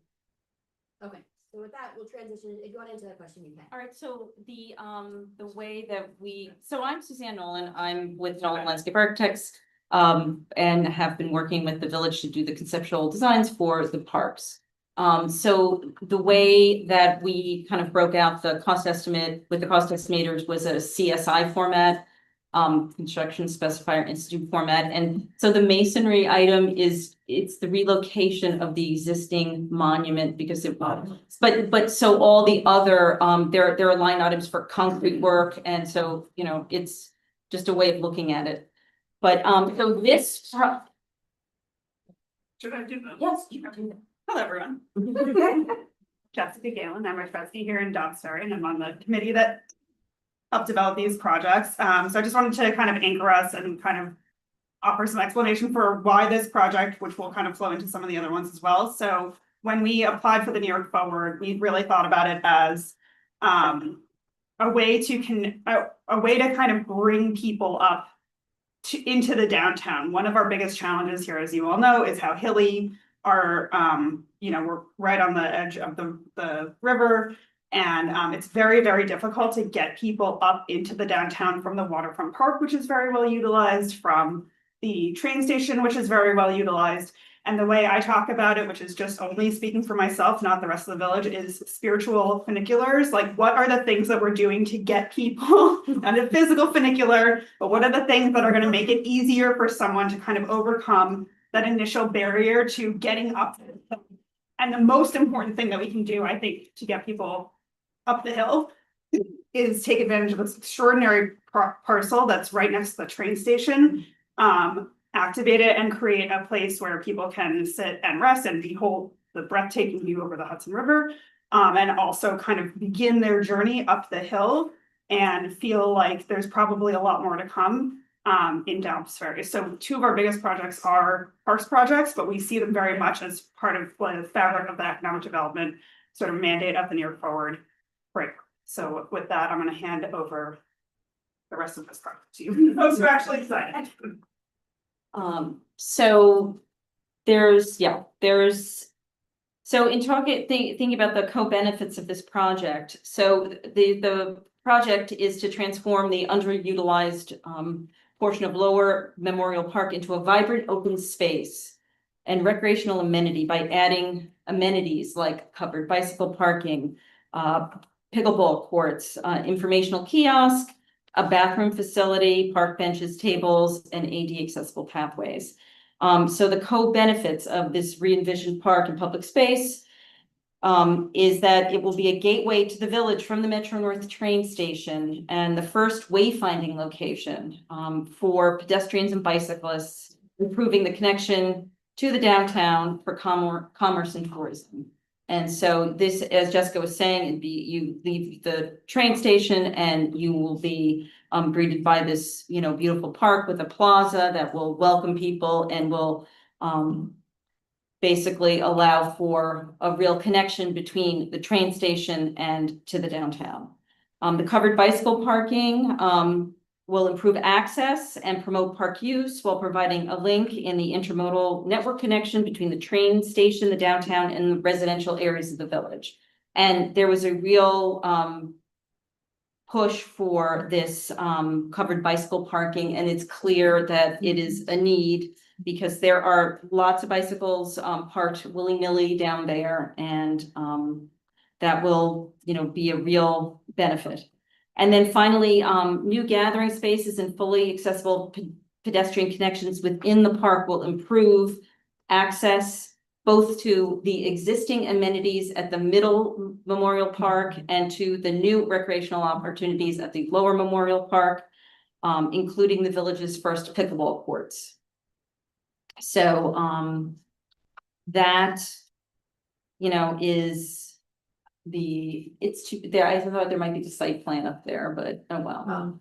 Yeah. So but so these improvements would basically kind of, right now, Memorial Park is a lovely park with lovely trees and a basketball court. And the idea is that the Lower Memorial Park would in some ways mirror that and provide additional you know, public amenities with the pickleball courts. Additionally, the ADA accessible pathways would link the all the areas within the park. So of course the Little League field will stay, the concession building will be readjusted, and there'll be a better connection between the two areas of the park. So it will be this comprehensive park now. And we're at time. And just to add, the LPC has seen the site plan in the last meeting, and they also have that material package, so just to make that note, because yes, they're not on the slide, but at least the LPC has seen it before. And LPC, any questions? Go ahead, John. What's the estimated cost just for the destruction of the existing? So that is, there's an overall demolition cost of $142,000, but that and that's not all the building. I think the building is more like, you know, potentially like 60 to 80, but we don't know what we're going to find in the building. So once the, you know, there's a phase one environmental done, you'll be able to figure that out. Don't know. Don't know. Like, And there are contingencies that were added into the budgets for all of the projects, but specifically all the public projects to account for anything that they might find during the actual construction as well as the design and all of that. So. Can you describe the restrooms that are gonna be put in? So the restrooms are based on a I'm gonna call it an off-the-shelf restroom building. There's a company, Public Restroom Facilities, and it would just be a 2 units restroom, and you know, and very simple with a water fountain in between. How many pickleball courts and who manages the scheduling of that? So there are 2 pickleball courts proposed, and managing would be a function of the rec department.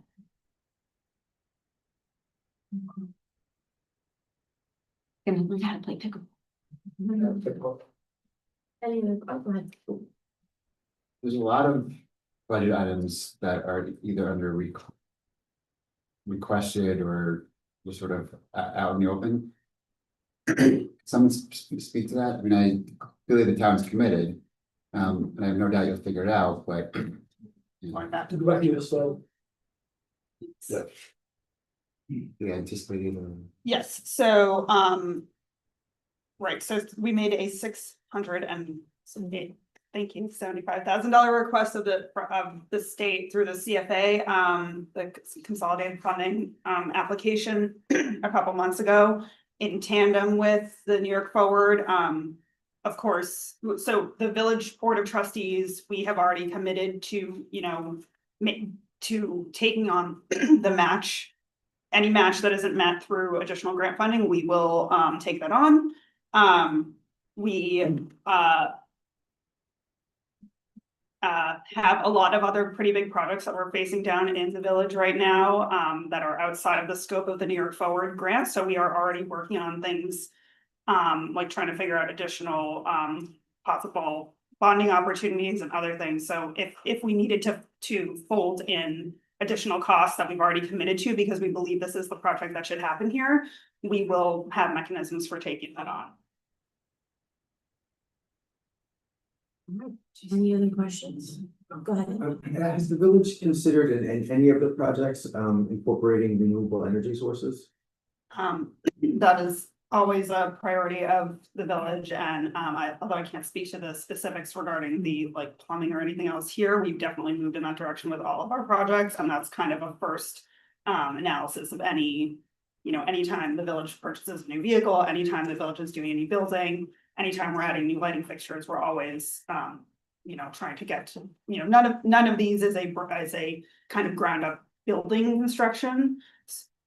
So it doesn't really come into play, but sustainability has kind of been baked into everything, the way that we approach all the projects. I mean, as simply as like panels on roofs and, Yeah, things like yeah. So anytime there's an opportunity for something like that, first of all, we're fortunate that our sustainability committee is all over those grants. They've gotten like $1 million or more for the village for projects like that. So yeah, it's definitely kind of just like baked in as a necessary first step to anything that we consider. And with all the plantings and everything, we're looking at natives and we're looking at pollinator friendly plantings for that. And that speaks to all of our projects that would address that. So yeah. Is the American Legion okay with this? Yeah, so the site is the foundation that's there, that was the foundation of a building that was previously used by the American Legion. They are, from my conversations with them, which are not formal, but others from the team have had more formal conversations. When my understanding is they're really excited for the space to be used by the village again, and they understand that we are working on as part of our bigger projects, including Gould and other big things that are under consideration. We're gonna find a permanent home for them that will make sense with all of the other building and parks projects that are going on. So yeah, you see them as a really important partner. We want to make sure they're prioritized. Thanks for the question. All right, with that, we're gonna go into the evaluation and then we'll go to High Street Park. It's our project, we're allowed to vote for it, right? Yes, we're not voting, we're evaluating. We're evaluating, but yeah, we did evaluate.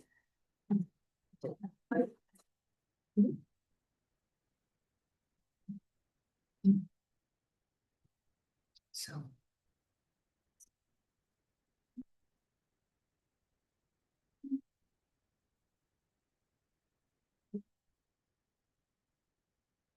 All right, looks like we're waiting for one more person and then we'll go to High Street first.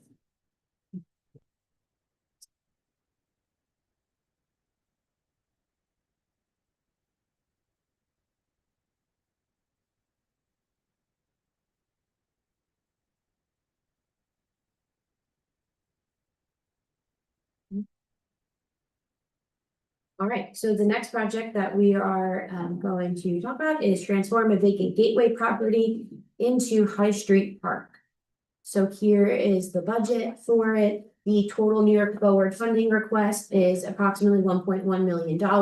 The total funding sources, funding from other sources is very similar, $1.1 million. The total project cost is $2.2 million, just round up.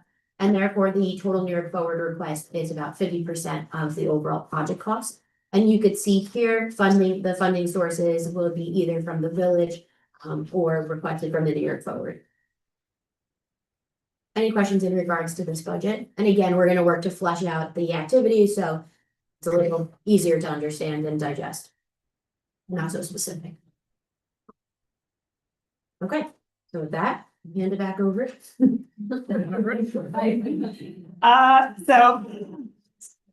High Street Park, this is another one of those properties in town that you may have just walked by a million times and never noticed. This is a completely overgrown parcel that was previously a really important connector from the downtown to the train station because of an existing staircase that goes down there. That gets you from Lower Main Street to the entrance to the Metro North or up like a funicular from the train station to the downtown. And it kind of bookends with Memorial, that kind of gateway experience of getting off the train or coming up the hill from the waterfront park. So we see this as another really important kind of component with that.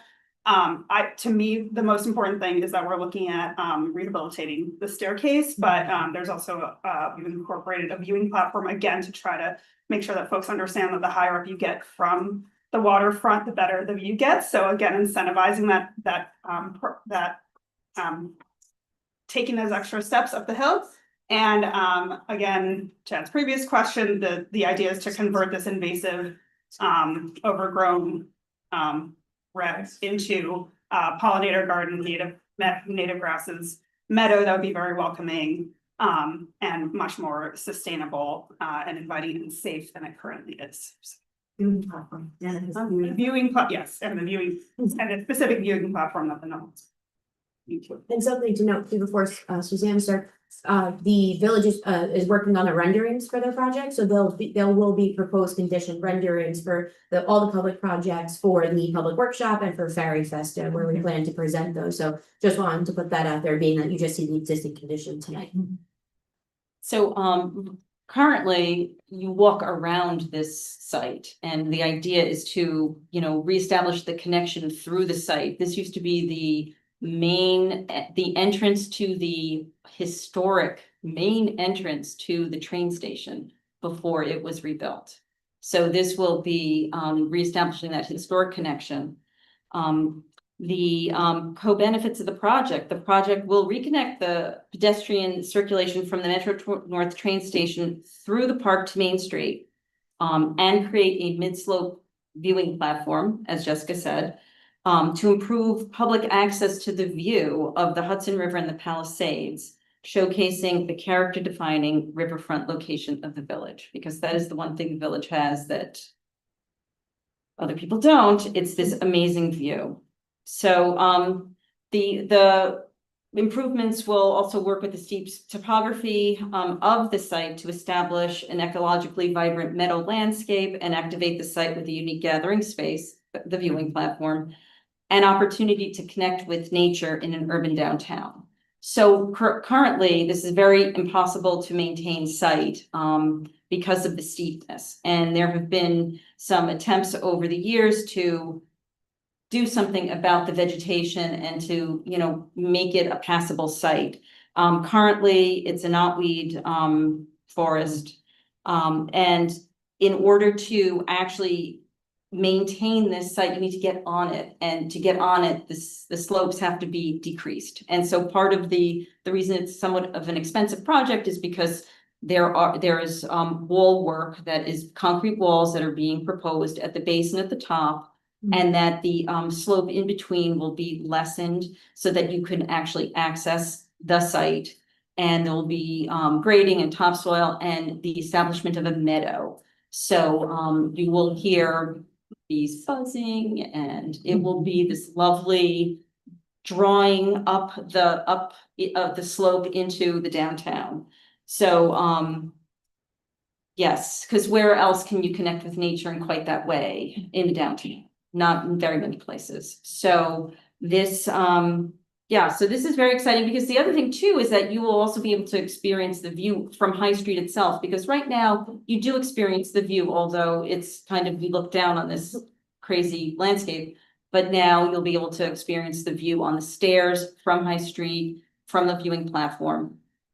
You'll also be able to park your car next to the site, which you can't right now because you get swallowed by the knotweed, but anyway, so that's basically, the project. That would be additional parking right next to it? Well, no, right now, well, yeah, there's parking there now, but you have to park like halfway in the Yeah, street because you yeah. can't open your door if you're a passenger, so. I mentioned this at the last meeting, people keep forgetting, at the top of the stairs is the bus stop, there are 5 bus lines that go through there. Yeah. Which also connects to our downtown, all those buses go right to our downtown. Yes. Just. No, really, Presentation. absolutely. Are you suggesting that without doing this project, that can't be cleaned up, like? That is very hard to clean up, and so, yeah, and right now.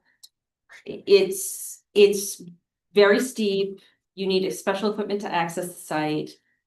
There's also a lot of invasive species in there, and about 12 years ago, the site was cleared of the kind of dangerous Norway maple trees. But so that was one invasive, ecotone. Now we have knotweed and black locust. So the DPW has been very good about kind of suppressing this and kind of keeping it somewhat manageable, but it is really hard to manage. And without an intervention, it's going to remain this really ugly, hard to manage, invasive smorgasbord. I'm Chris Nolan, I'm one of the landscape architect also. I'd add, the capital investment will make the long-term maintenance of it more sustainable. I mean, it's as Suzanne said, it is so steep, you can go in and string trim it, but you're essentially taking these almost regulated plants in some communities and just cutting them back and having them come back. So the capital investment will allow over a period of time to create a more vibrant and ecologically kind of stable environment that's not just the community benefits, but will kind of reduce, I think, the long-term risk from what the steep slopes have and the nature of the site. Then are there other opportunities to provide sort of like wall sit spaces that, aside from the one, the big one in the middle, but along the way, a couple more opportunities? I think that could be explored in the design development, because currently, we actually had more walls in there, but it was so expensive. Yeah. That we kind of scaled it back and focused instead on a bigger viewing platform. And you could sit on the steps on the way down. Or like a rock, like something. A rock, like a rock. Yeah, we'll put a couple rocks next to it. But I think, as this progresses in the design development, that will be explored. And even, tiered seating perhaps in the viewing area, just to give you more opportunities. Depending what happens with the contingency budget, would that be perhaps repurposed if there's anything available for like public art or anything in this space? Oh, I think it would be really great if there could be some really large sculptures along the way, but settle down, but I think that would be fantastic. But we need to kind of tame the landscape first before we do that. Once the investment's made, there's a kind of curatorial thing that happens once the space is there. There's certainly opportunity to program that in any way. How much land is it that we're talking? I'm looking at you. I think it's 0.6 acres. 0.6? And again, so it is the area, there's a drainage channel that comes down. And so it is the area south of the drainage channel. I mean, Ed, I'm secretly hoping that we get a tribute. The goats that tried. Yeah, I'm gonna say that. That tried. It's like I'm holding it. The goat, especially the one that escaped. On the goat front, Oh, yes. we haven't yet finalized how we would. What the full process of taming this will look like, which could possibly include goats as a first stage. It's not guaranteed. But I'll just say it has come up in the discussions. So yes, there were goats here a long time ago. They did a good job of clearing out kind of one layer, but now this is what happens if you don't. The goat maintenance project is much more, I've learned, you have to keep that investment and that maintenance going. So that is the reason why the whole slope needs to be reduced so that it can literally be accessed. And of course, goats can get on this hillside. But unless we're committed to like owning our own herd, it might be difficult. to have them come back and barn down. We're at our time for this one. Yeah, all right, well, thank you so much. Oh, no. I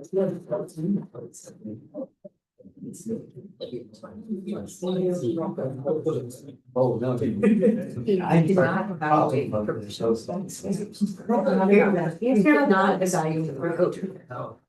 I'm sorry.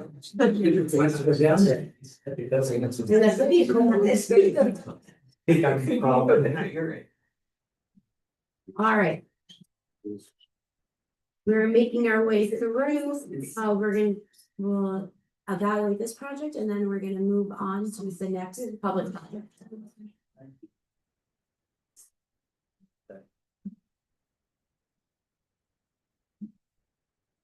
Mine's not coming up yet. That's okay, that's all right. You might have to refresh, you can also rescan the QR code if you need. Yeah.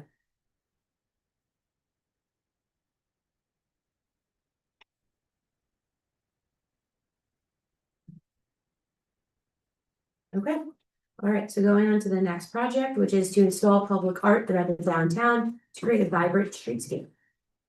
So the current budget, you could see here, the New York Forward funding request is $149,000. There are no funds coming from other sources. The total project cost is $149,000. Therefore, the New York Forward request is 100% of the project cost. Any questions in regards to this budget? I'm surprised they couldn't get funding from some kind of an arts source. I'll let the project sponsor speak to that. Stay up there, Chess. Any other questions in regards to the budget before we turn it over to our lovely sponsor? All right, well, there we go. So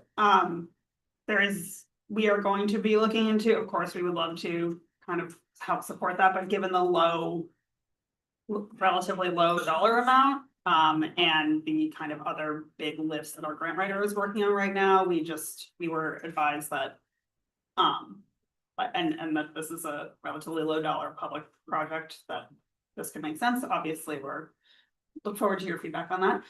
So public art and wayfinding have been separated by the village into two different projects based on the way they get evaluated by the state, not because we really think about them differently. So I will only be speaking to the public art component right now. So we were fortunate to get a $250,000 grant from Westchester County last year to do downtown revitalization. We were one of the first 5 municipalities to win the first ever pilot round of this grant.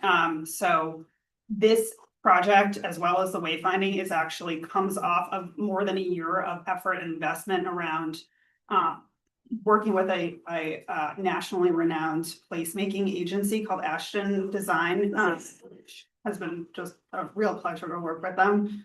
And they've helped us work through both the kind of placemaking public art piece and the wayfinding.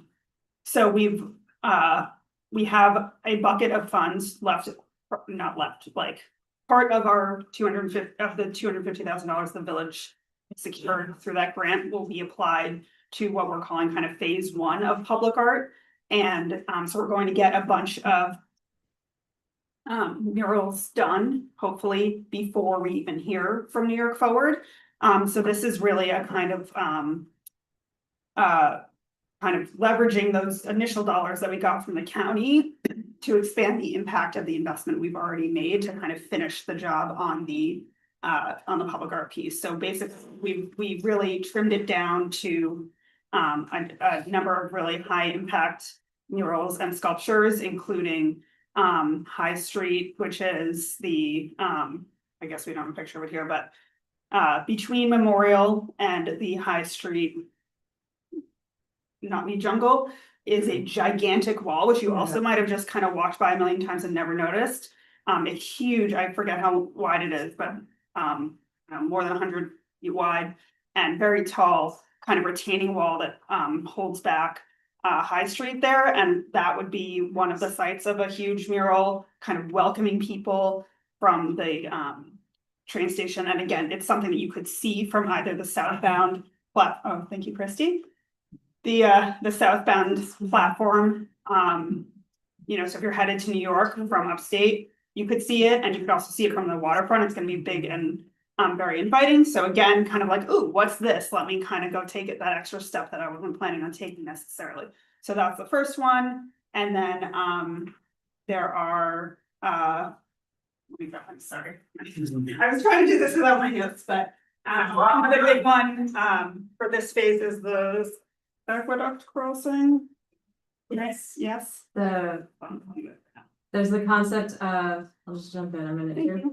There's a concept of highlighting where the aqueduct goes through the village, because it goes from a dirt path, like a lovely dirt path, to a not crosswalked, identified street crossing, through the village hall parking lot, through another parking lot, and you don't really know that you're still on the aqueduct. So one of the things that we've been working with them on is a design of what you could put on the ground so that you know that you're still in the aqueduct. And then this element of this grant would help fund the application and actual, like, making that happen. And then a few other mural locations include possibly at the retaining wall at the Oak Street parking lot, just that abuts the Zion Church.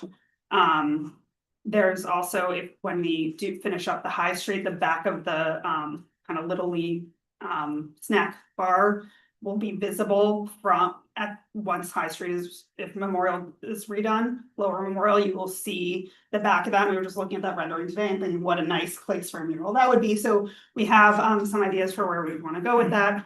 And I also just wanted to note that the idea of the crosswalk activation comes from a longstanding recommendation from our traffic committee. I think they've been beating that drum for like 15 years or something. Is what? Yeah, right.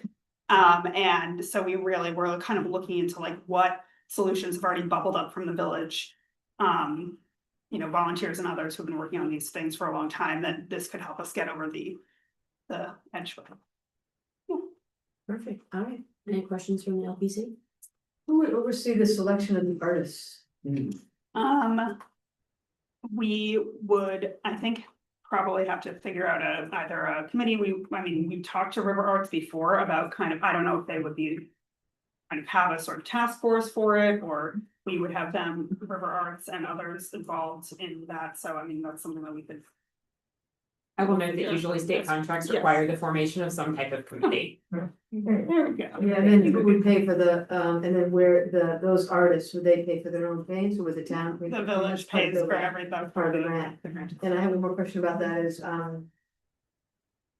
would the public art change every, or, you know, every 5 years? The or- idea would be is that they would be made as permanent as possible. We've been advised by Ashton that there are materials that we can select that would reduce the likelihood of both graffiti kind of destruction and also you know, sun fading and weather fading, other, you know, rain, snow, all those things. You selecting materials that would reduce the need for ongoing maintenance to the extent possible, but the village would be obligated and committed to maintaining all of these public art installations, whether they're on public or private property, in perpetuity. Okay. Thank you. And we're prepared to do that. Yeah. The murals, the walls that you're placing them on, are there plans to check the integrity of these walls before you paint them? Yeah, actually, it's funny you should ask that. The reason that High Street, one of the first things I did on the board of trustees was say, like, can we get a mural on this High Street wall that Christy showed? And you know, then we said, okay, before we invest all this money in a mural, let's make sure it's not about to fall down. And that has actually revealed a bunch of challenges that we need to deal with structurally, which is underway right now. So we're putting ourselves in a good position to kind of go what if and when this grant funding comes through. Are they all public walls, or some of them? These walls so far are all public, yes. So there are some private walls that we want to do with the county funding, and we've already gotten letters of support from those that are ready to go from those building owners.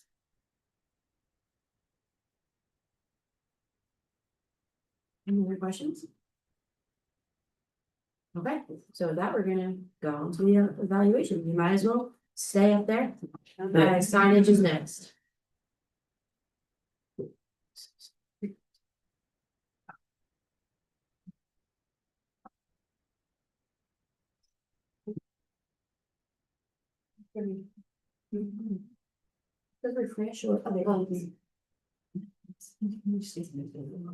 Yeah.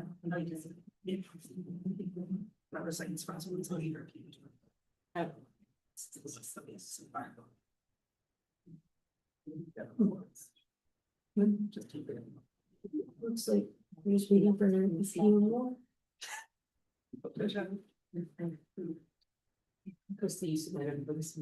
Yes. Okay. So on to the next, which is implement a unified downtown signage system to improve multimodal wayfinding. Here is the budget for that project. So the New York Forward funding request is $350,000. There will be funding from the other sources, which is from the village, which is $112,000 for a total project cost of $462,000. The New York Forward request is approximately 76% of the total project cost. Any questions in regards to this budget? Okay. Hand it off to you guys.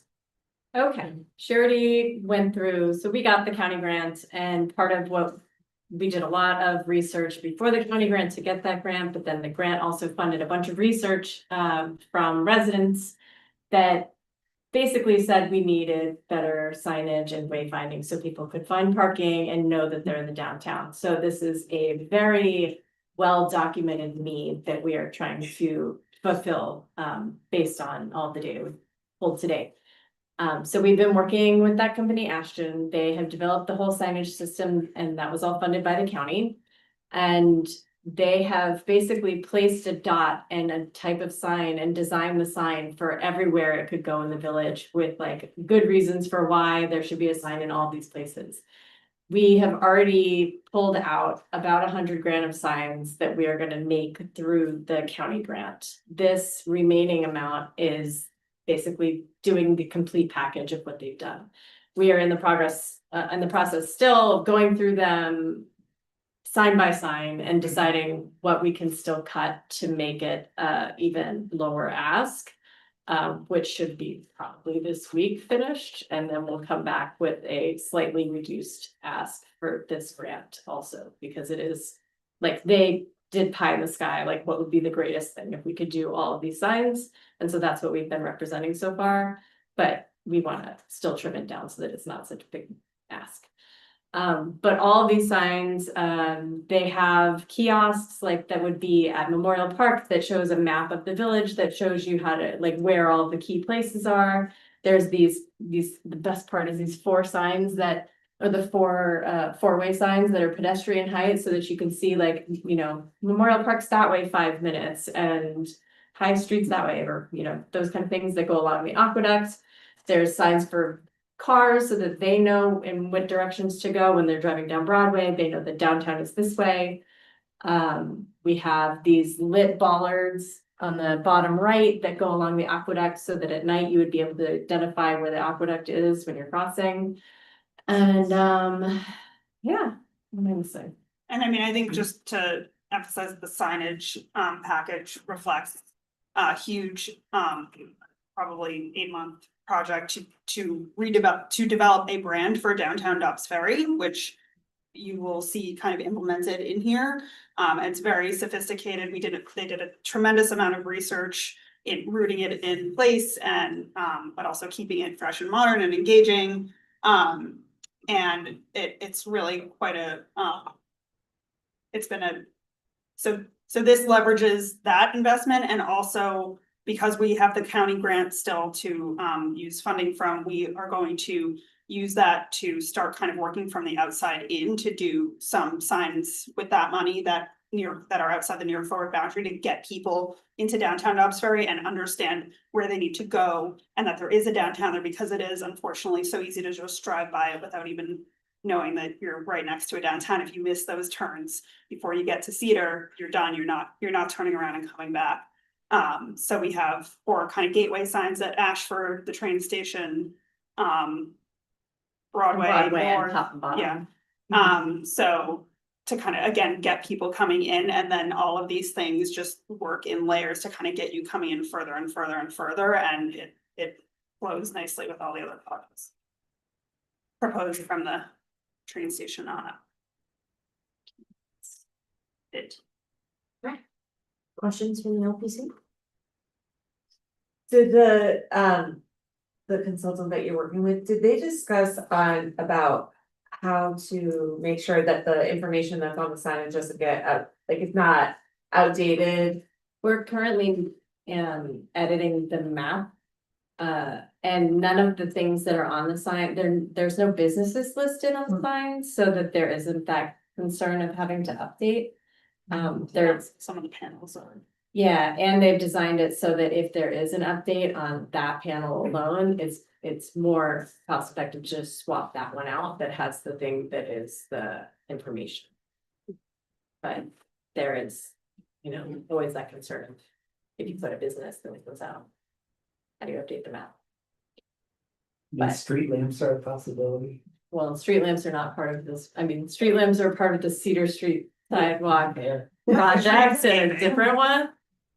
Just can't So, wait, yeah. dreaming of the day when the street lamps won't get in the way of the overhead wires. Wires. Thanks for the tee up. That's a good For the segue. street thing, for the streetscape Any other project. questions on this project?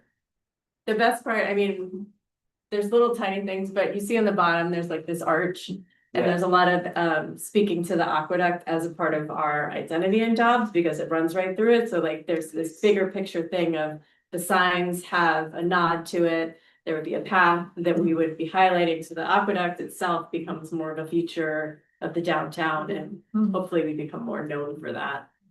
Because it's pretty easy and awesome. And it's hard to tell this size, but the branding reflects the hill and kind of leans into it. It's meant to be like, if you're at the waterfront and you look up the hill, you see these like layers, and you have to kind of make your way up the hill. That's kind of what this gesture is towards. So you're kind of like embracing it rather than like working against it. So it's all trying to be very Positive spin. yeah, exactly. Get your steps in. Don't sit in Ashford Avenue traffic. Doctor. Walk. Anything else on this one? Any other questions or comments? Okay, so let's go on to the 19-meter. The next project is the Plaza. Which one? Plaza and then streetscape. We're gonna send them streetscape.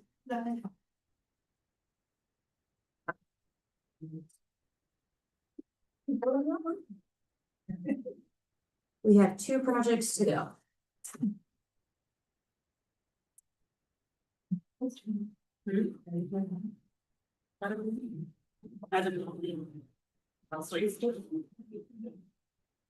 think we're doing conflict. Do you want to do something? Okay, you didn't pause. Okay, we're waiting for one more.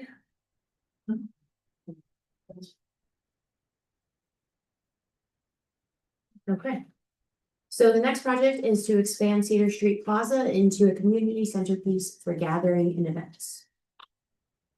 So you can see here is the budget. The New York Forward funding request is $204,000. The funding from other sources is $203,000. So 50% you could see there between the split, as the total project cost is $407,000. The other funding source is from the village. So the funds for this project will be either from the village and then requested through the New York Forward. Any questions in regards to this budget? A macro question, so it's clear a lot of thought went into these different projects, seeing as they integrate nicely together. Has there been discussions on the financial macro level though, how it all? No. Okay. Yes. So, yeah, I guess it was kind of a leading question, can you speak to that a little bit? Yeah, I mean, we, as a board, like the board of trustees, we all met and went through all of these projects and determined our match and what we were willing to commit to, and all of the matches that we're saying, whether or not we were getting other funds, we've committed to that match, whether, for New York Forward, because if we were to get the grant, we would match it even if we can't get the other grants. And the idea is we didn't want to have to choose. We thought if we could get some funding for all of these projects and all of them could happen, then all of them, like as a package deal, the whole downtown would benefit. So yes, we've committed to paying for the matches. Even So- if we don't, I mean, this one is a match that we would do no matter what. The other ones, we ran out for grants for the bigger ones. Is there like a percentage of funding you need to receive to do everything? Or is it just you'll fill in the gaps no matter what on every project? We'll fill in the gaps no matter what, that's what we voted for. Whether that's from bonding or. I mean, whether, if we didn't get any grants, whether we would proceed just with taxpayer dollars and no grants, that's a different question. Right. But if we get New York Forward grants, we committed to all the things that are the matches. So. Okay, so at Cedar in Maine, that is literally the heart of the downtown. It's where the two places meet.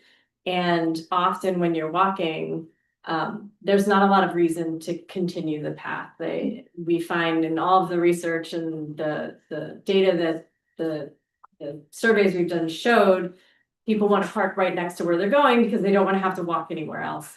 So all of the projects that we've come up with are ways of trying to make it more attractive and more desirable to continue walking, because then the parking doesn't feel like the issue that it is, because it's a pleasure to walk from one to the other. So this location is particularly close to 99 Cedar, which is our big downtown lot. And so by doing something that is beautiful and attractive that you can walk by, that will help drive people up and make it feel less onerous to go down and park there. That's one thought. Another thought is that you want to actually activate this center of the downtown with a more substantial footprint. And right now it's something, it's a bunch of cement chairs and a cement seating area. But it could be a whole lot more. And we do use it a lot. Like we have a lot of our events there. We do menorah lighting, tree lighting.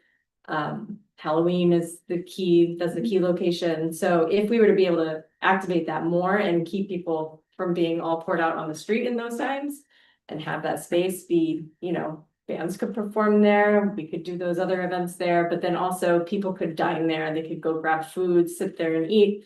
There's a natural canopy of the trees that in our current plan, we're hoping to keep and like work around the trees, whether or not in the design phase that proves to work is to be determined. Yeah, we're talking about the deck and like building back. Yeah, so what the plan is it extends back over to the aqueduct area and allows for some tiered seating at the edges so that you can have, multiple levels of seating for whatever happens on like the stage area. Aqueduct people are super excited about us going into the space and activating that location more so that there's, again, more attention to the aqueducts. And then we would be incorporating the signage too. We've got one of our kiosks with the map that's right there. So it kind of gives you like this is a place to find out about all of the downtown, just like you did at the entrance by the train. We have one at Memorial Park too. And what else? It's the beating heart of the downtown right there. Well, yeah, I was also just talking about, I think that location of Cedar is particularly kind of a vortex of doom right now, like from Main Street to, to the theater. You have the aqueduct where you can't really see anything, and then there's a bunch of vacant lots, which the village is working on rehabilitating. But even before you get there, there's just a bunch of kind of nothingness if you're walking on the left side. And on the right, you have the village parking lot, and then you have Zion, which is lovely, but it's up a hill and you just have a retaining wall on your right. So you just kind of have to walk so far from 99 Cedar, or from if you're at Sam's and you want to turn the corner and go up Cedar Street, you really feel like you're taking this long journey to like see if anything's even open. So it kind of halves the distance from any other point of interest in the downtown to that other chunk of commerce that starts kind of where the theater is. And of course, there's a new building going in, a new apartment building going in right next to the theater, which will have new commercial space. the village is working to redevelop 2 village-owned vacant lots right on Lower Cedar into mixed use and mixed income housing. So there's a lot of other kind of investment going in right there, and I think, you know, this is meant to just kind of open that possibility up and just get people moving in there from all directions. Okay, questions? On your plan where you have new kiosks, is that a signage kiosk or is that the existing bulletin board? And is that going to be remain analog?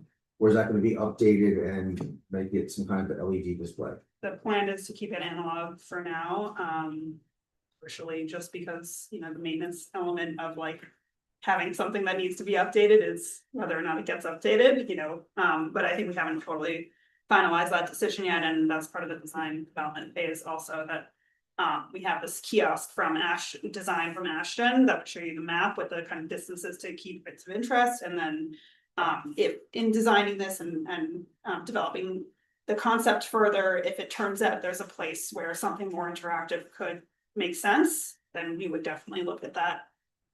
In general, the village doesn't permit lit signage or screens kind of in public displays, so. But The main lift of this project is the construction of that plaza, and so that's kind of outside the scope of like this particular construction project, but it's not something we shouldn't look at, shouldn't. I'm going back to the signage problem, but is there a map somewhere? there are maps on multiple signs. Yeah. That kind of orient you to where you are. Big map? You can read? Yes. Hopefully, yeah. The idea would be that it's legible, yes. I don't know the height of it. I feel like it's like. It was about as tall as a person, like the sign is like this, and then like this much of it is a map of the downtown. Okay. The quarter of that budget's like demolition, what's gonna be demolished?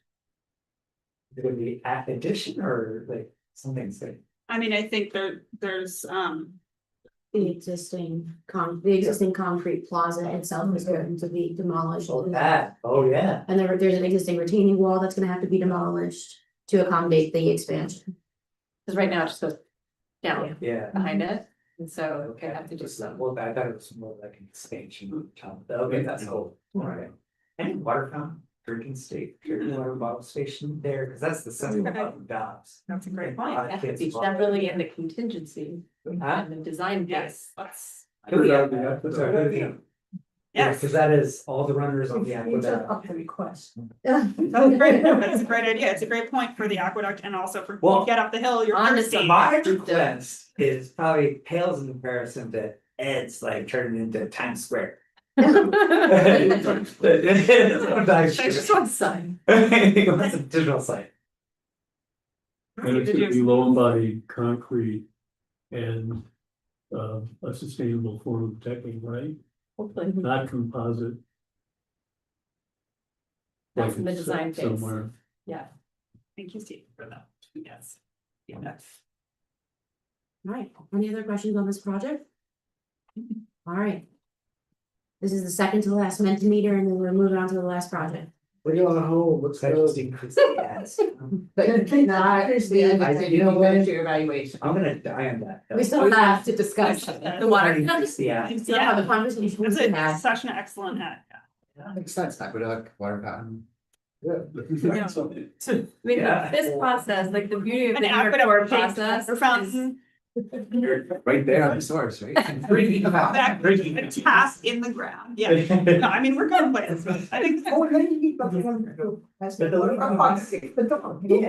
Because I went for a jog with my dog and all. Alright, so we are moving on to the last project, which is to extend the streetscape improvements on Lower Main and Cedar Streets to enhance the pedestrian environment of downtown. It's a mouthful. Mouthful? I don't know. Mouthful, that's what it is. It's a mouthful. Here is the budget. Again, I apologize that it's a little small. The total New York Forward funding request is $1.8 million. The total and the total funding of from other sources is approximately $2.7 million. the village is looking to apply for a grant through Westchester County for a streetscaping grant, so that's what they're looking towards applying toward for. And the village will also put money towards this project. The total project cost is $4.5 million, rounding up, and therefore the New York Forward request is approximately 40% of the total project cost. Any questions in regards to this budget? And I do just want to note, I think this was a question at the last LPC meeting, the budget does include a survey for underground, because we know that was an issue that had come up with Upper Main Street portion, so that is something that has since been incorporated into this budget. And this is the budget for the two streets combined. Yeah, I mean, I would just say overall on the budget, obviously, it's like, wow, 4.5 just to do kind of 2/3 of the sidewalks, and it's not just sidewalks, it's streetscaping, but I mean, the costs for this are so extraordinary, but the impact is so extraordinary also, so we decided to leave this project in and, you know, put in a match that reflects the village's commitment to getting this done, because it really is the connective tissue that ties all the other things together, the way we've kind of framed our project portfolio here. All right. Go ahead. And yes, do you mind please, advancing? yes, Oh, thank you very much. Okay, so the village got a grant before COVID to redo the sidewalks, a portion of the Main Street sidewalks. So as you have probably noticed, the sidewalks on Main Street between Cedar Street and Chestnut Street are new as of COVID times, redone. And as part of that project, the village was able to bury and remove a bunch of the overhead communications wires. That is not all of the wires. The Con Ed wires are the big thick ones kind of at the bottom, but most of the snarls and really unappealing eyesores from that portion of Main Street have been removed. That is because that was only possible because of the sidewalk project and getting the conduit underground for those communications wires, and then holding the communications companies that are responsible for doing those wires and then leaving them up like a disgusting mess, accountable for getting them down. So this project, partially, we know the wires are a big concern for residents of the village. So part of it was an opportunity to get some of the wires underground. But of course, a big piece of it is that our sidewalks on Cedar and Lower Main are very dangerous, very kind of haphazardly repaired and patchwork. The trees are all very inconsistent across. There are many missing trees or many missing tree grates. And when we think about kind of the New York Forward boundary between Cedar, Broadway, all the way down to the waterfront, you know, having a new kind of platform for all of the other activity that we're hoping to generate through the other projects. The sidewalks are a really important piece of that. And to have them be safe, to have them be accessible to anyone, no matter, you know, in a wheelchair, with a stroller, you know, using a cane, any kind of mobility challenges, and just pleasant to walk around. And when we think about those kind of gaps right now that exist, of course, if you're walking along a craggy old sidewalk and there's nothing to look around at, you know, that adds to the sense that like, it might not be worth investing my time and effort to continue to explore downtown Dobbs Ferry. So this connects. This takes the great work that was already done in the center of Main Street, kind of expanding it out. We decided not to just do Cedar or Lower Main because for both of those businesses and residents at both extremes of the downtown have told us multiple times they feel kind of abandoned by the village, that they feel like, yeah, right, that, you know, the village doesn't account for, you know, the parking and the experience of residents at Lower Main, and they don't account for how to support businesses at the upper end of Cedar, and it's just kind of a thoroughfare to get to Stop and Shop. So this really kind of says to the entire downtown community, this all matters, this is all part of the downtown, and all of it is worth exploring. So the streetscaping scope includes not only the new sidewalks and getting the communications wires buried to the extent that we can, but also a bunch of street furnishings, laying down conduit so that we can add those beautiful ornate lampposts probably at a future date, given that this doesn't even include that, and the costs are already quite. Cedar Street doesn't. Cedar Street does, but not Lower Main. Right. Okay, so not all of it, but what we've learned from past experience is we need to put ourselves in a good position to take advantage of future opportunities, so getting it ready now, so that if additional funding came through another grant, 5 years down the road, we can plug in those lamps and not rip up the sidewalks again, and also not say no to lamps just because the sidewalks didn't have the conduit. New consistent trees, new tree grates, new consistent tree grates, furnishings to offer respite and also just enjoyment of the downtown, some streetlights on Cedar, and reduced overhead wires. Okay. We're gonna open up to LPC comment. And, sorry, I'm sorry. We, another reason we wanted to make sure to include this is that we understand that these are the kinds of projects that have moved forward a lot of times have moved forward in New York Forward and DRI projects, because, they are, sidewalks are something that is difficult to get funding from. There aren't that many, because it's, for obvious reasons, it's very expensive, and it can be, it's not one of those flashy things necessarily, but it's so kind of important to the integrity of the whole rest of the project. So that is why also we decided to keep it in. Yes, Steve. Well, we spent a lot of time trying to get structural soil on Main Street project. And in spite of the fact that the engineer were reassuring me and I saw something, I'm not sure we really got it, but I hope we can get it on Cedar Street. Structural soil means that the root systems of the trees can go under the sidewalk, can connect under the sidewalk. And that's really important to have successful street trees. And so I'm just not sure we got it from, Palumbo or whoever it was that actually did it. So. Yeah, we were supposed to. Yeah. We will be watching. It's just hard. It's easy to talk about, hard to actually get it there. And I know there's different criteria for burying telecommunication lines and Con Ed lines, but when you're burying the telecommunication lines, is there any possibility of laying conduit at the same or deeper level so that someday Con Ed could be cheaper to work with as far as moving their lines underground?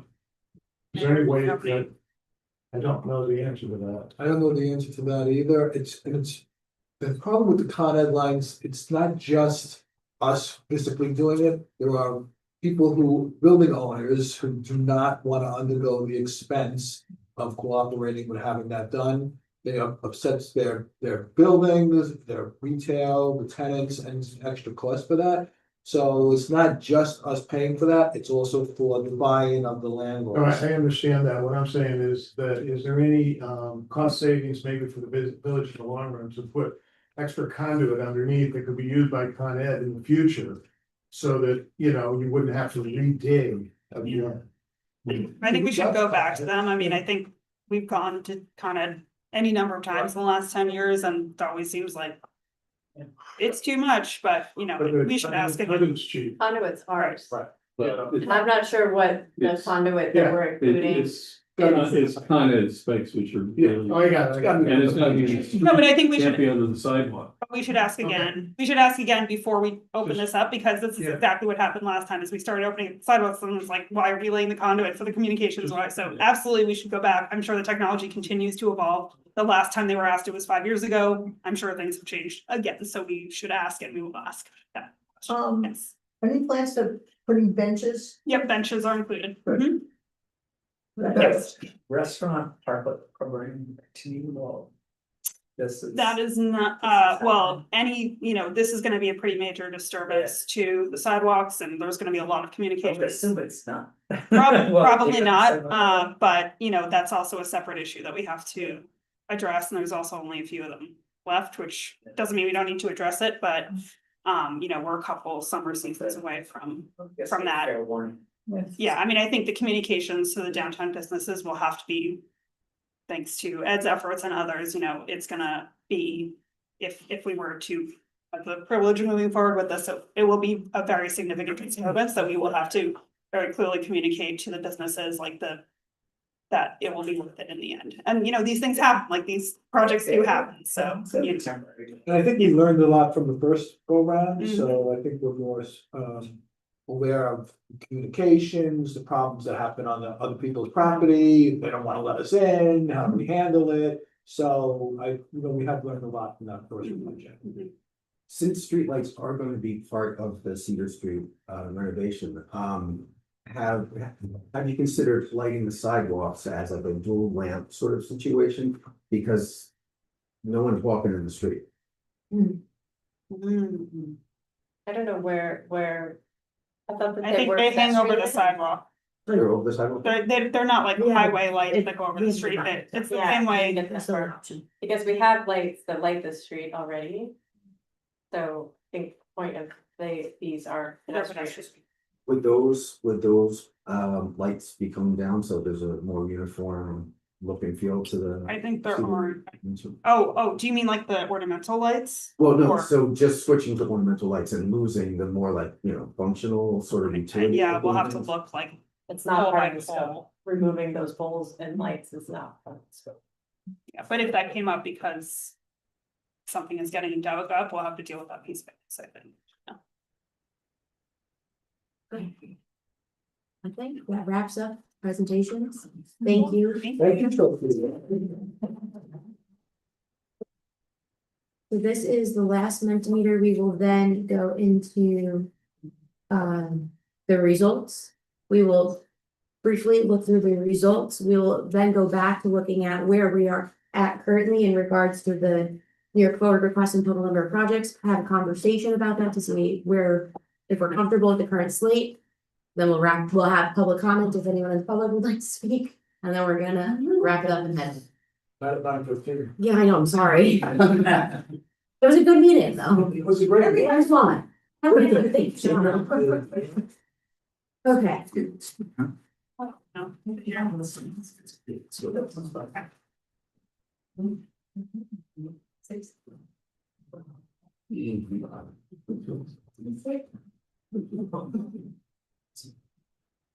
We should be waiting for one last. Was Dave? Alright, it didn't vote. No problem. Okay. Now, bear with me.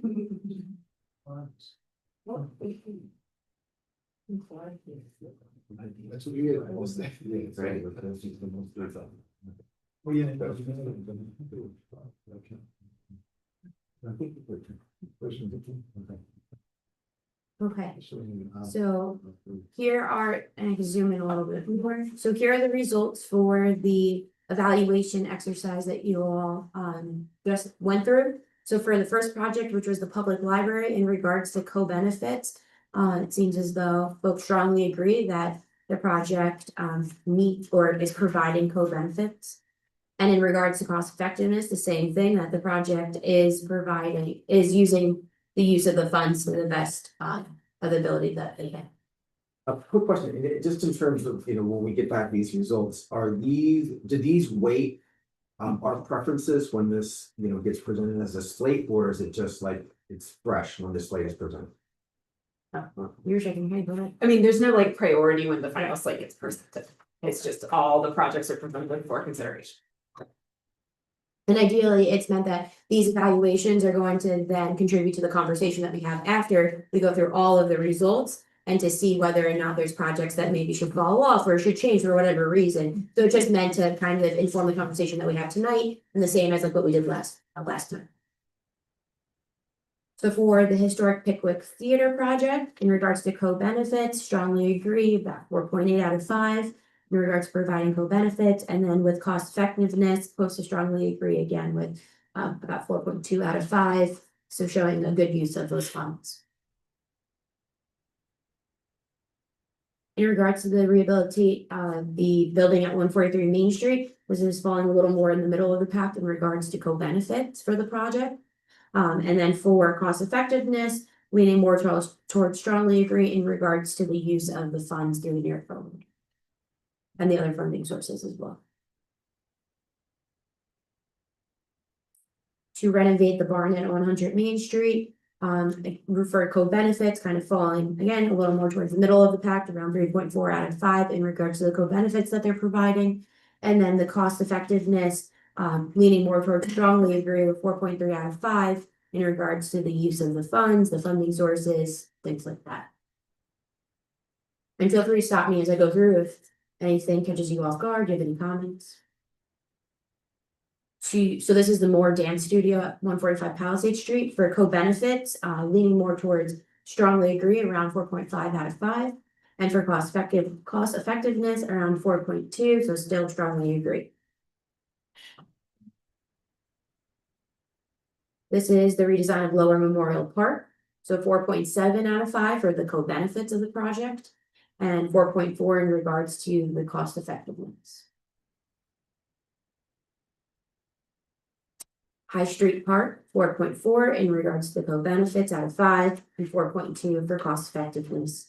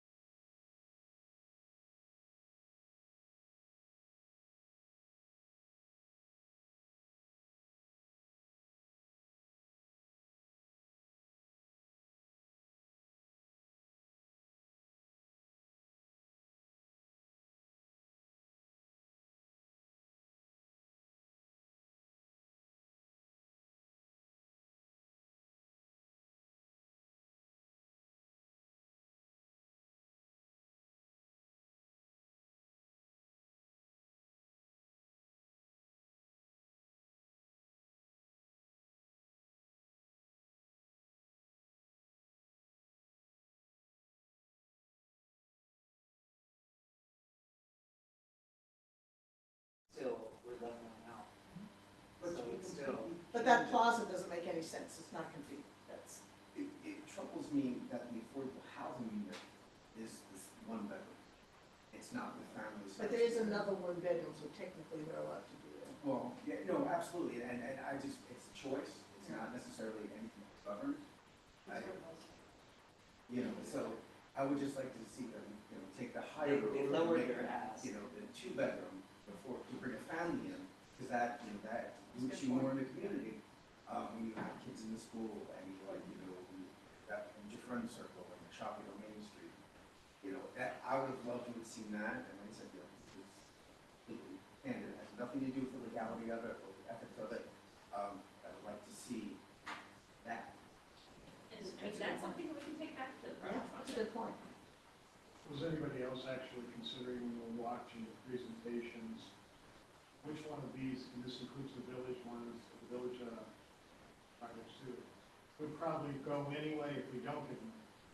You know what I mean, that's, it's crossing my mind when I'm thinking about it. It's a great project. I'm thinking, you know, they'll probably do it anyway. Don't get them. That's something that's going through my head as I'm watching it. That includes the village. Well, to the success of the slate, and we're at the top end of, you know, the suggested, you know, submission, right? So should we be closer to the $6 million range? Does that make that slate more successful in experience? That's a strategy of the LPC. We've seen it in previous LPCs where some, they don't necessarily care where it falls and they just submit it as it is, whether it's on the higher or the under, lower. I've seen it in one community where they specifically wanted to get it as low, close to 6 million. And it's a strategy to kind of put the state in a position where they have to, where they're funding almost all of the projects with a little wiggle room. So, I mean, it's really, and I can say that because I'm not from the state, but I mean, it's really to the discretion of the LPC with if you want to have a strategy behind it, or if you're comfortable with where we stand right now, then this is your slate and you can move it I forward. think some LPCs would probably just don't want to have the guts to cut themselves and they just let the state, you know, cut. It's There's a strategy, people that yeah. know each other and they don't. Yeah, there is that as well. I mean, I think ultimately the goal is for you all, like, we have an LPC for a reason. We have people that represent the community here for a reason, for you all to kind of define what are the projects that are gonna be most meaningful in revitalizing your downtown. And so, like, I want to push upon you all to like make those decisions, and if you think all of these projects are gonna be great and have great potential, you would be happy to see all of them and they could really bring activity and benefits to the downtown, great, submit this slate. But you could also say to each one of them, you could give it, you could give 10% of your, 10% more, and then it's, we're way up, we're under, and we have that whole slate. Right, that's like what we Well, do like- with our village Right. projects. We just like, we don't, we'll just keep it. So we're talking about those 2 private projects. Right, you said, look, you They could could probably do it, Right. just give them a catalyst, but they asked them to do more, to fund my drinking fountain. Drinking fountain, and I need a goat tree. Is that something, I mean, I mean, I would just speak, I think, for the 2 projects that did significantly come down from last LPC meeting. We can go back to them to see, but the question is it feasible for them to be able to still move their project forward while reducing their new forward request? So that would be something that we would have to pose to them in that fashion to see if it's even possible for them to reduce it, while still being able to move their project forward. So that's something to consider. So that is something that we can do. So just looking at the screen one last time, for 11 projects, the total new forward request, as I alluded to, we're at $7.6 million, just rounded. So again, we need to submit $6 to $8 million. So we can have a conversation today based off of what we learned and the evaluation criteria, building upon the evaluation that we did last meeting and then today, just not solely on what we learned today. Is there any projects that at this point we feel as though should not continue anymore? And it might not, and honestly, it might not be a question that you can all answer right now. That might be something that we have to think about, or unless you have additional questions to respond to, we could go back to them. We do have LPC meeting 5, and this goes back to the question that we posed earlier. We do have LPC meeting 5 and 6 both scheduled. We've been holding 6 kind of as a potential. If we feel as though right now we're not comfortable to make a vote at the end of that LPC meeting, at the 5th meeting, we can use that meeting to evaluate and talk some more about the projects, and then vote at the 6th meeting. Or we could go in, understanding that we still wanna have some conversations at this fifth meeting, while knowing that we're gonna make a vote at the end of that meeting. That is a possibility. I'll go out on a limb and say, I'm not wild about the two residential, I know it might bring. Well, And JP and Christie and. But, Oh, that's okay. maybe it would, maybe it wouldn't. We're assuming that they're gonna have children in those places. I mean, housing I just is think so it's, I tight. think it feels like it's not, those are not necessarily for the greater public and the appreciation of town beauty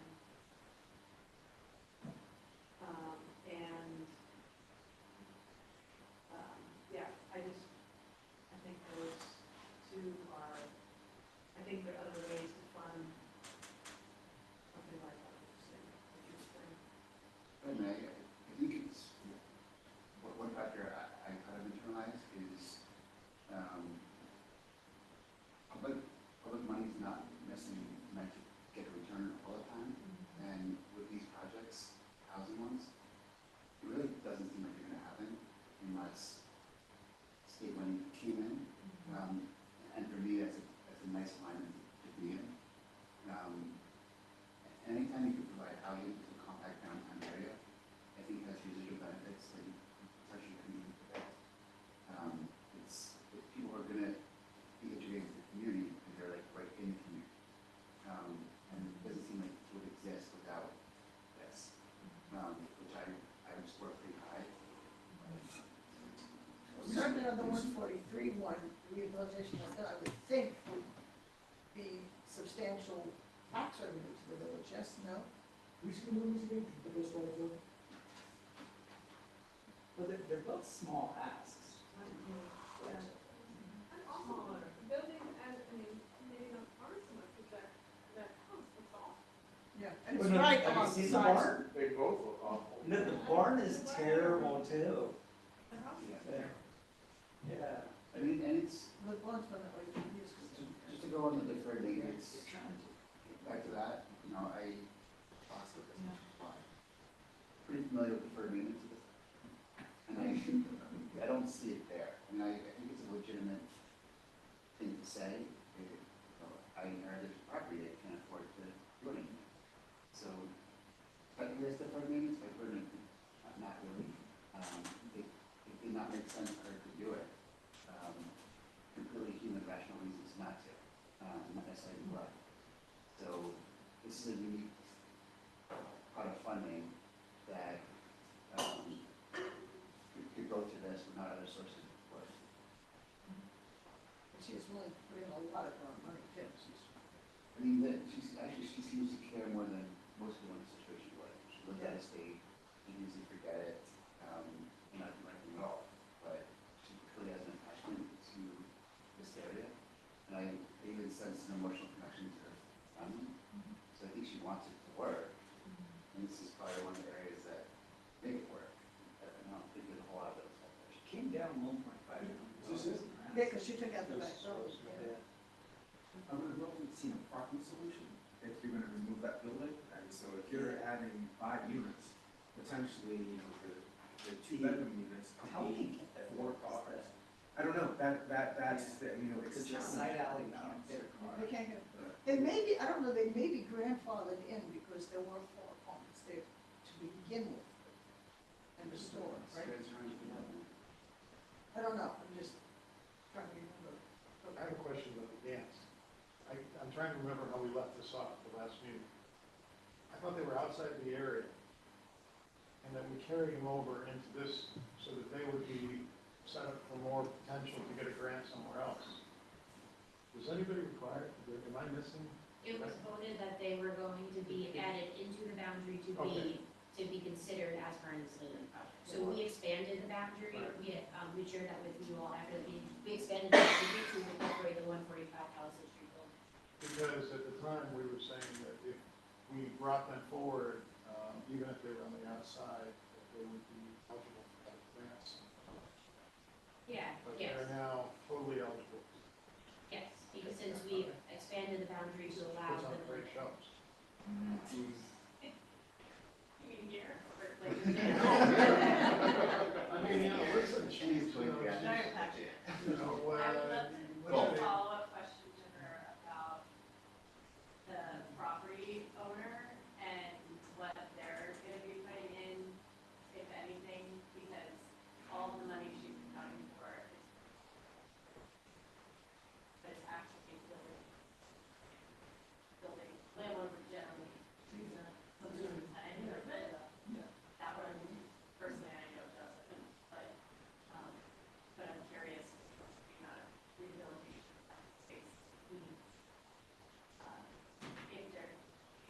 also for us to know if he is putting in more money to the building, then it actually could be even more investment coming outside downtown, doing grant.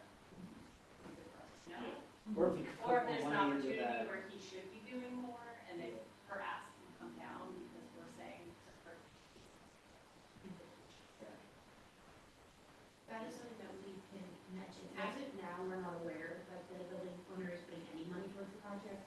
And something that we do want to note, Susan, and I made a good point as we were presenting the slide, is that, so where it says private and secured, that's actually not true at this point.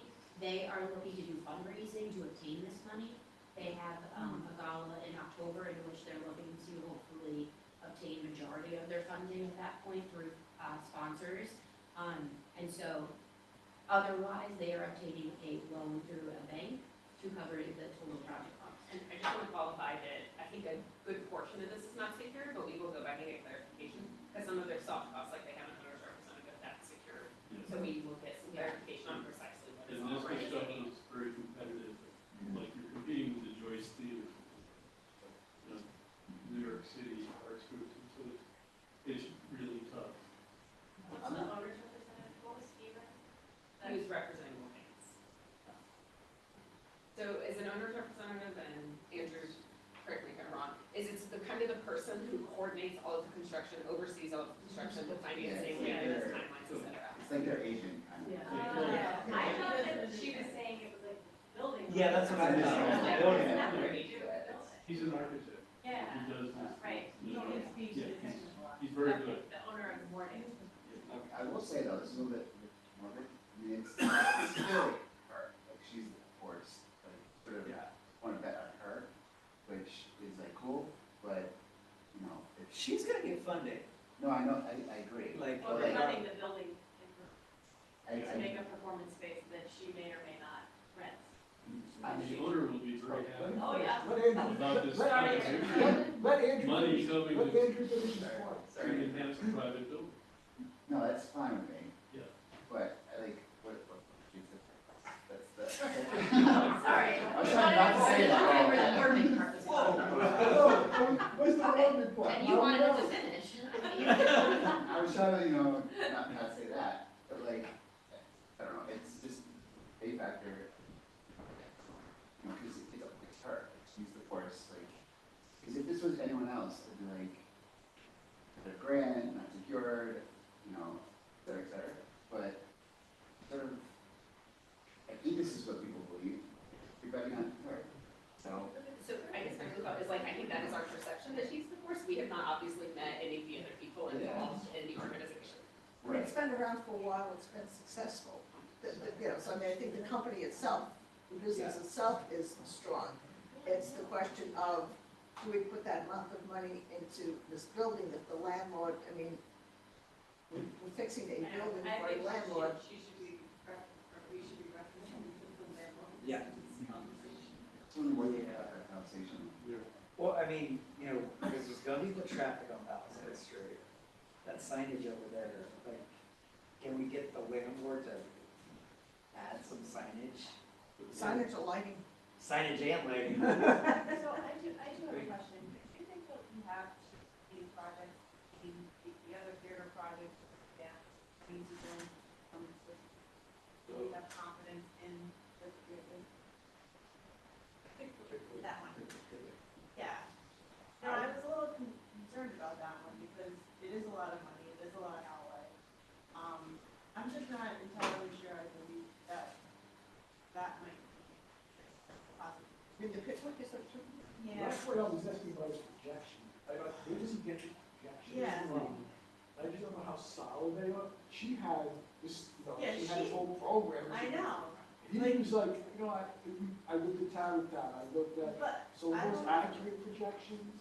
I would say, and what I hadn't thought until today, which she was kind of bringing up, is that like what Mordance is presenting is performance space for nonprofit that and fun. It's more volatile. They already have a business that has enough that has been sustaining all the employees had all this time, so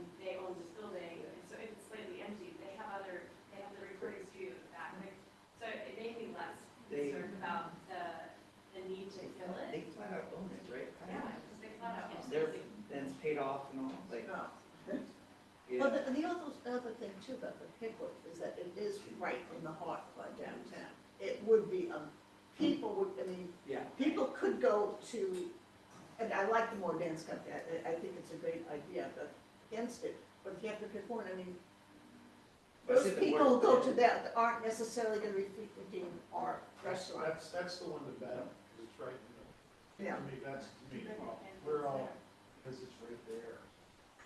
And there's a huge history for the Pickwick Theater in South Surrey. Fill it all the time, like Tarrytown Music Hall, because they have all of those. So.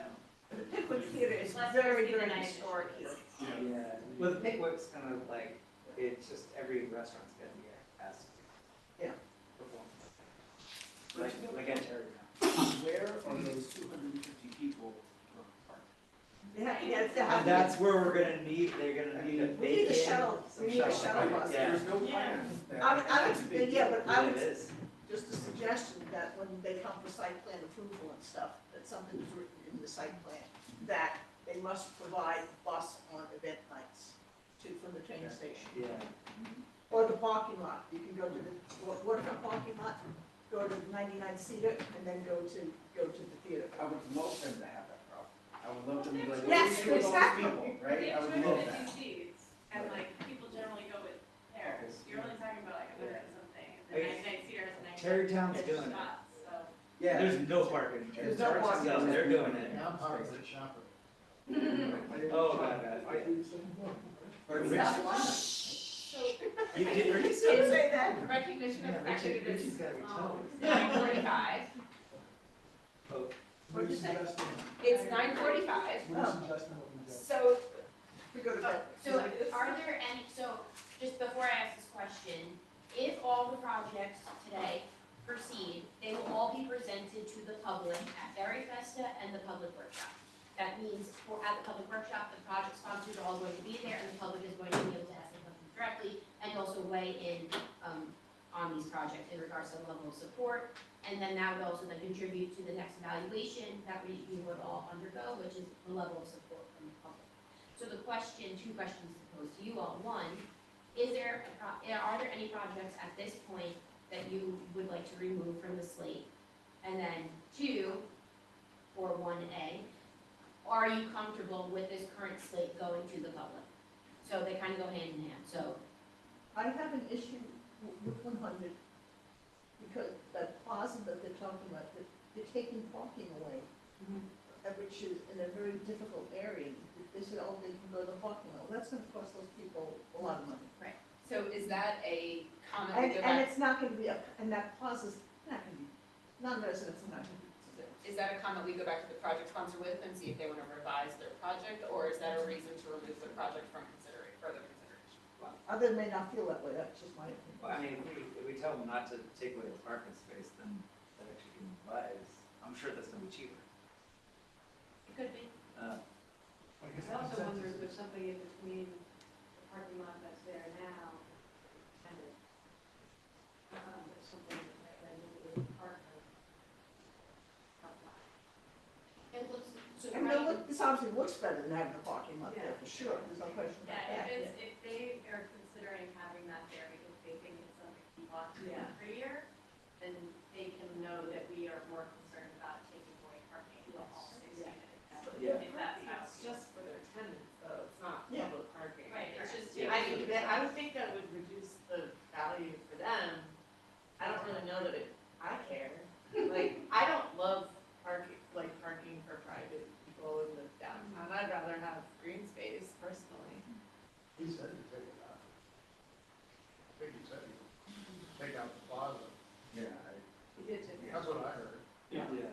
She's saying that she thinks it Yeah. should stay and we should try and get parking. Yeah. He's fair about having parking. He has his tenants and he doesn't think they care. And why should we be forcing Well, it? Yeah. It's don't care. I think that's Kristen's point is, are we okay with moving 100 along, or is there a sense it's not too long? Let me answer that question with another question. Okay. And at the end of this process, before we submit the slate, can we pull projects? At that point, Google projects are the limit that we vote. so, You're okay with moving it along for now? Not gonna extend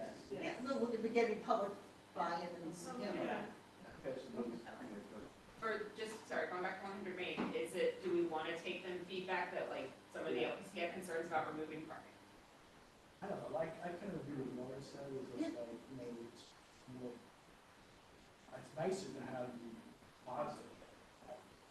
The planning board will just shut it down anyway, so. How about they give us, keep the plaza and then give us also what it looks like with a nice parking lot? Not okay. Like two options.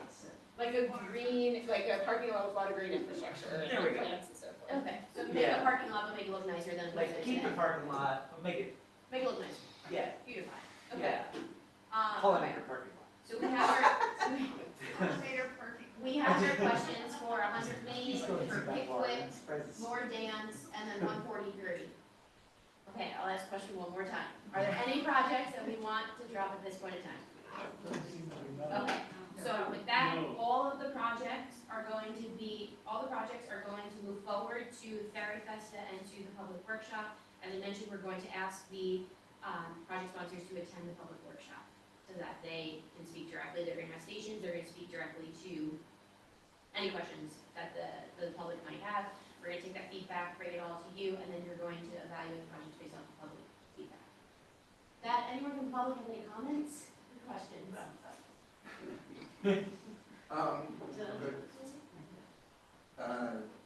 Very short. I'm Rob Lane, done by planning board.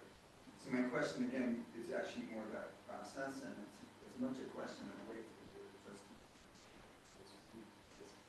What is the nature of, in the case of the planning board, even we're working at the same time on kind of urban design plan. And we reviewed that 2 weeks ago, and I was told to present it to the board of trustees, which I will do a workshop to see that going. It has many projects in it that are not related to your board, but it has some that do. And some of them have alternative designs. So my question is the nature of the public comment, well, first of all, again, I'm not sure who this is a question for, does the planning board as an entity or any of the other municipal entities weigh in on these projects, or is that, or we're just together with the public? We are. And what is the nature of the public comment? Is it, again, the sort of discussion tonight about what do you like and not like about projects, or does it include design? So to your first question in regards to the planning board and other village boards, all of these projects have to still go through the permits and approvals process at the local level and the, But then the design is fixed, right? That's too late. So all of these are just initial things to get the grant, and all of the grant money includes the actual design development, right? So when we're talking, so none of it is designed.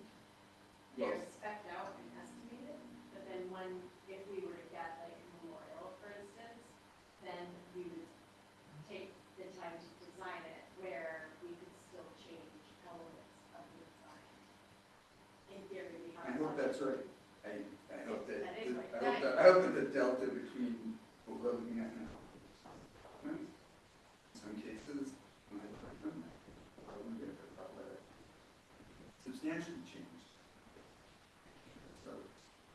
So I don't know how that then kicks it out of the world, it's not development, and like kicks, now it's, oh, you're talking about something that's twice as expensive. And suddenly that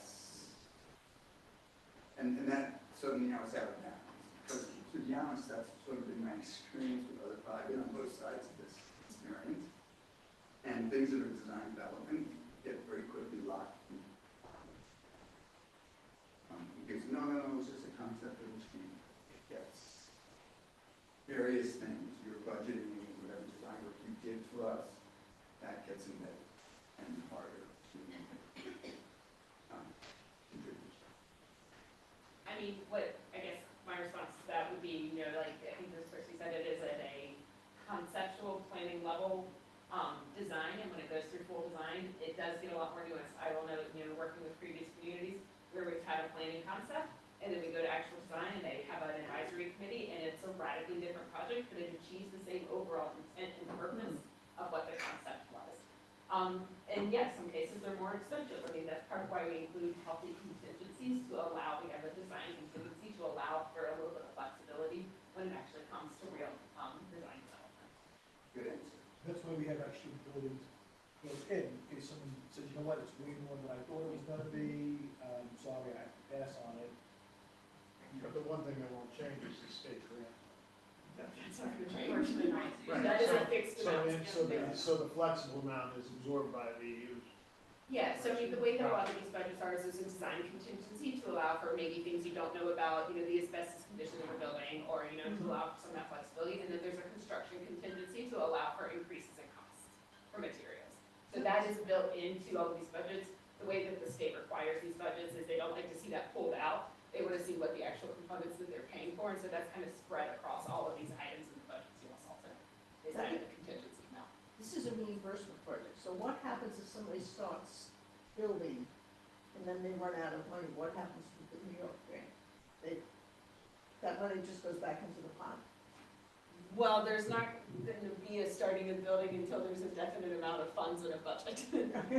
I mean, so a lot of cases, you know, I've seen increasingly like, you know, we have this amount that's budgeted, if someone awarded, a project goes out to bid, it comes back a lot higher. Right. So then you know, municipality has to go back and kind of revise what they want to do, maybe figure out what their base bid is, what their alternates are that they want to add on. And then, you know, maybe go for a slightly smaller scale, of the project. So there is a lot of tweaking and kind of nuance that goes into eventual construction. But so as long as the purpose of the project remains the same, the size of it can change. Yeah, I mean, ideally, yeah. ideally, we would love to not have that happen, but we understand we work in a reality with a volatile cost environment. Any other comments from the public? All right. With that, next step, important dates, LPC continue reviewing your project. We'll provide updates. We're gonna go back to the sponsors to get responses to your questions. We will then share those responses with you in advance of our next LPC meeting, which is October 23rd. Between then, we'll have Fairy Fest and a public workshop. We will send out an email to you all asking for if you can attend Fairy Fest and assist us. Public workshop, your attendance is not required, but it's strongly encouraged so you can listen to the conversations that are being had. And then in the meantime, we're gonna continue coordinating with sponsors. We're gonna start drafting project profiles, and we're gonna start preparing for these upcoming meetings. We thank you all so much for hanging in with us, as many of the people that are sitting with us in the room. If you have any questions, you know how to reach us, but otherwise, thank you and enjoy the rest of your night.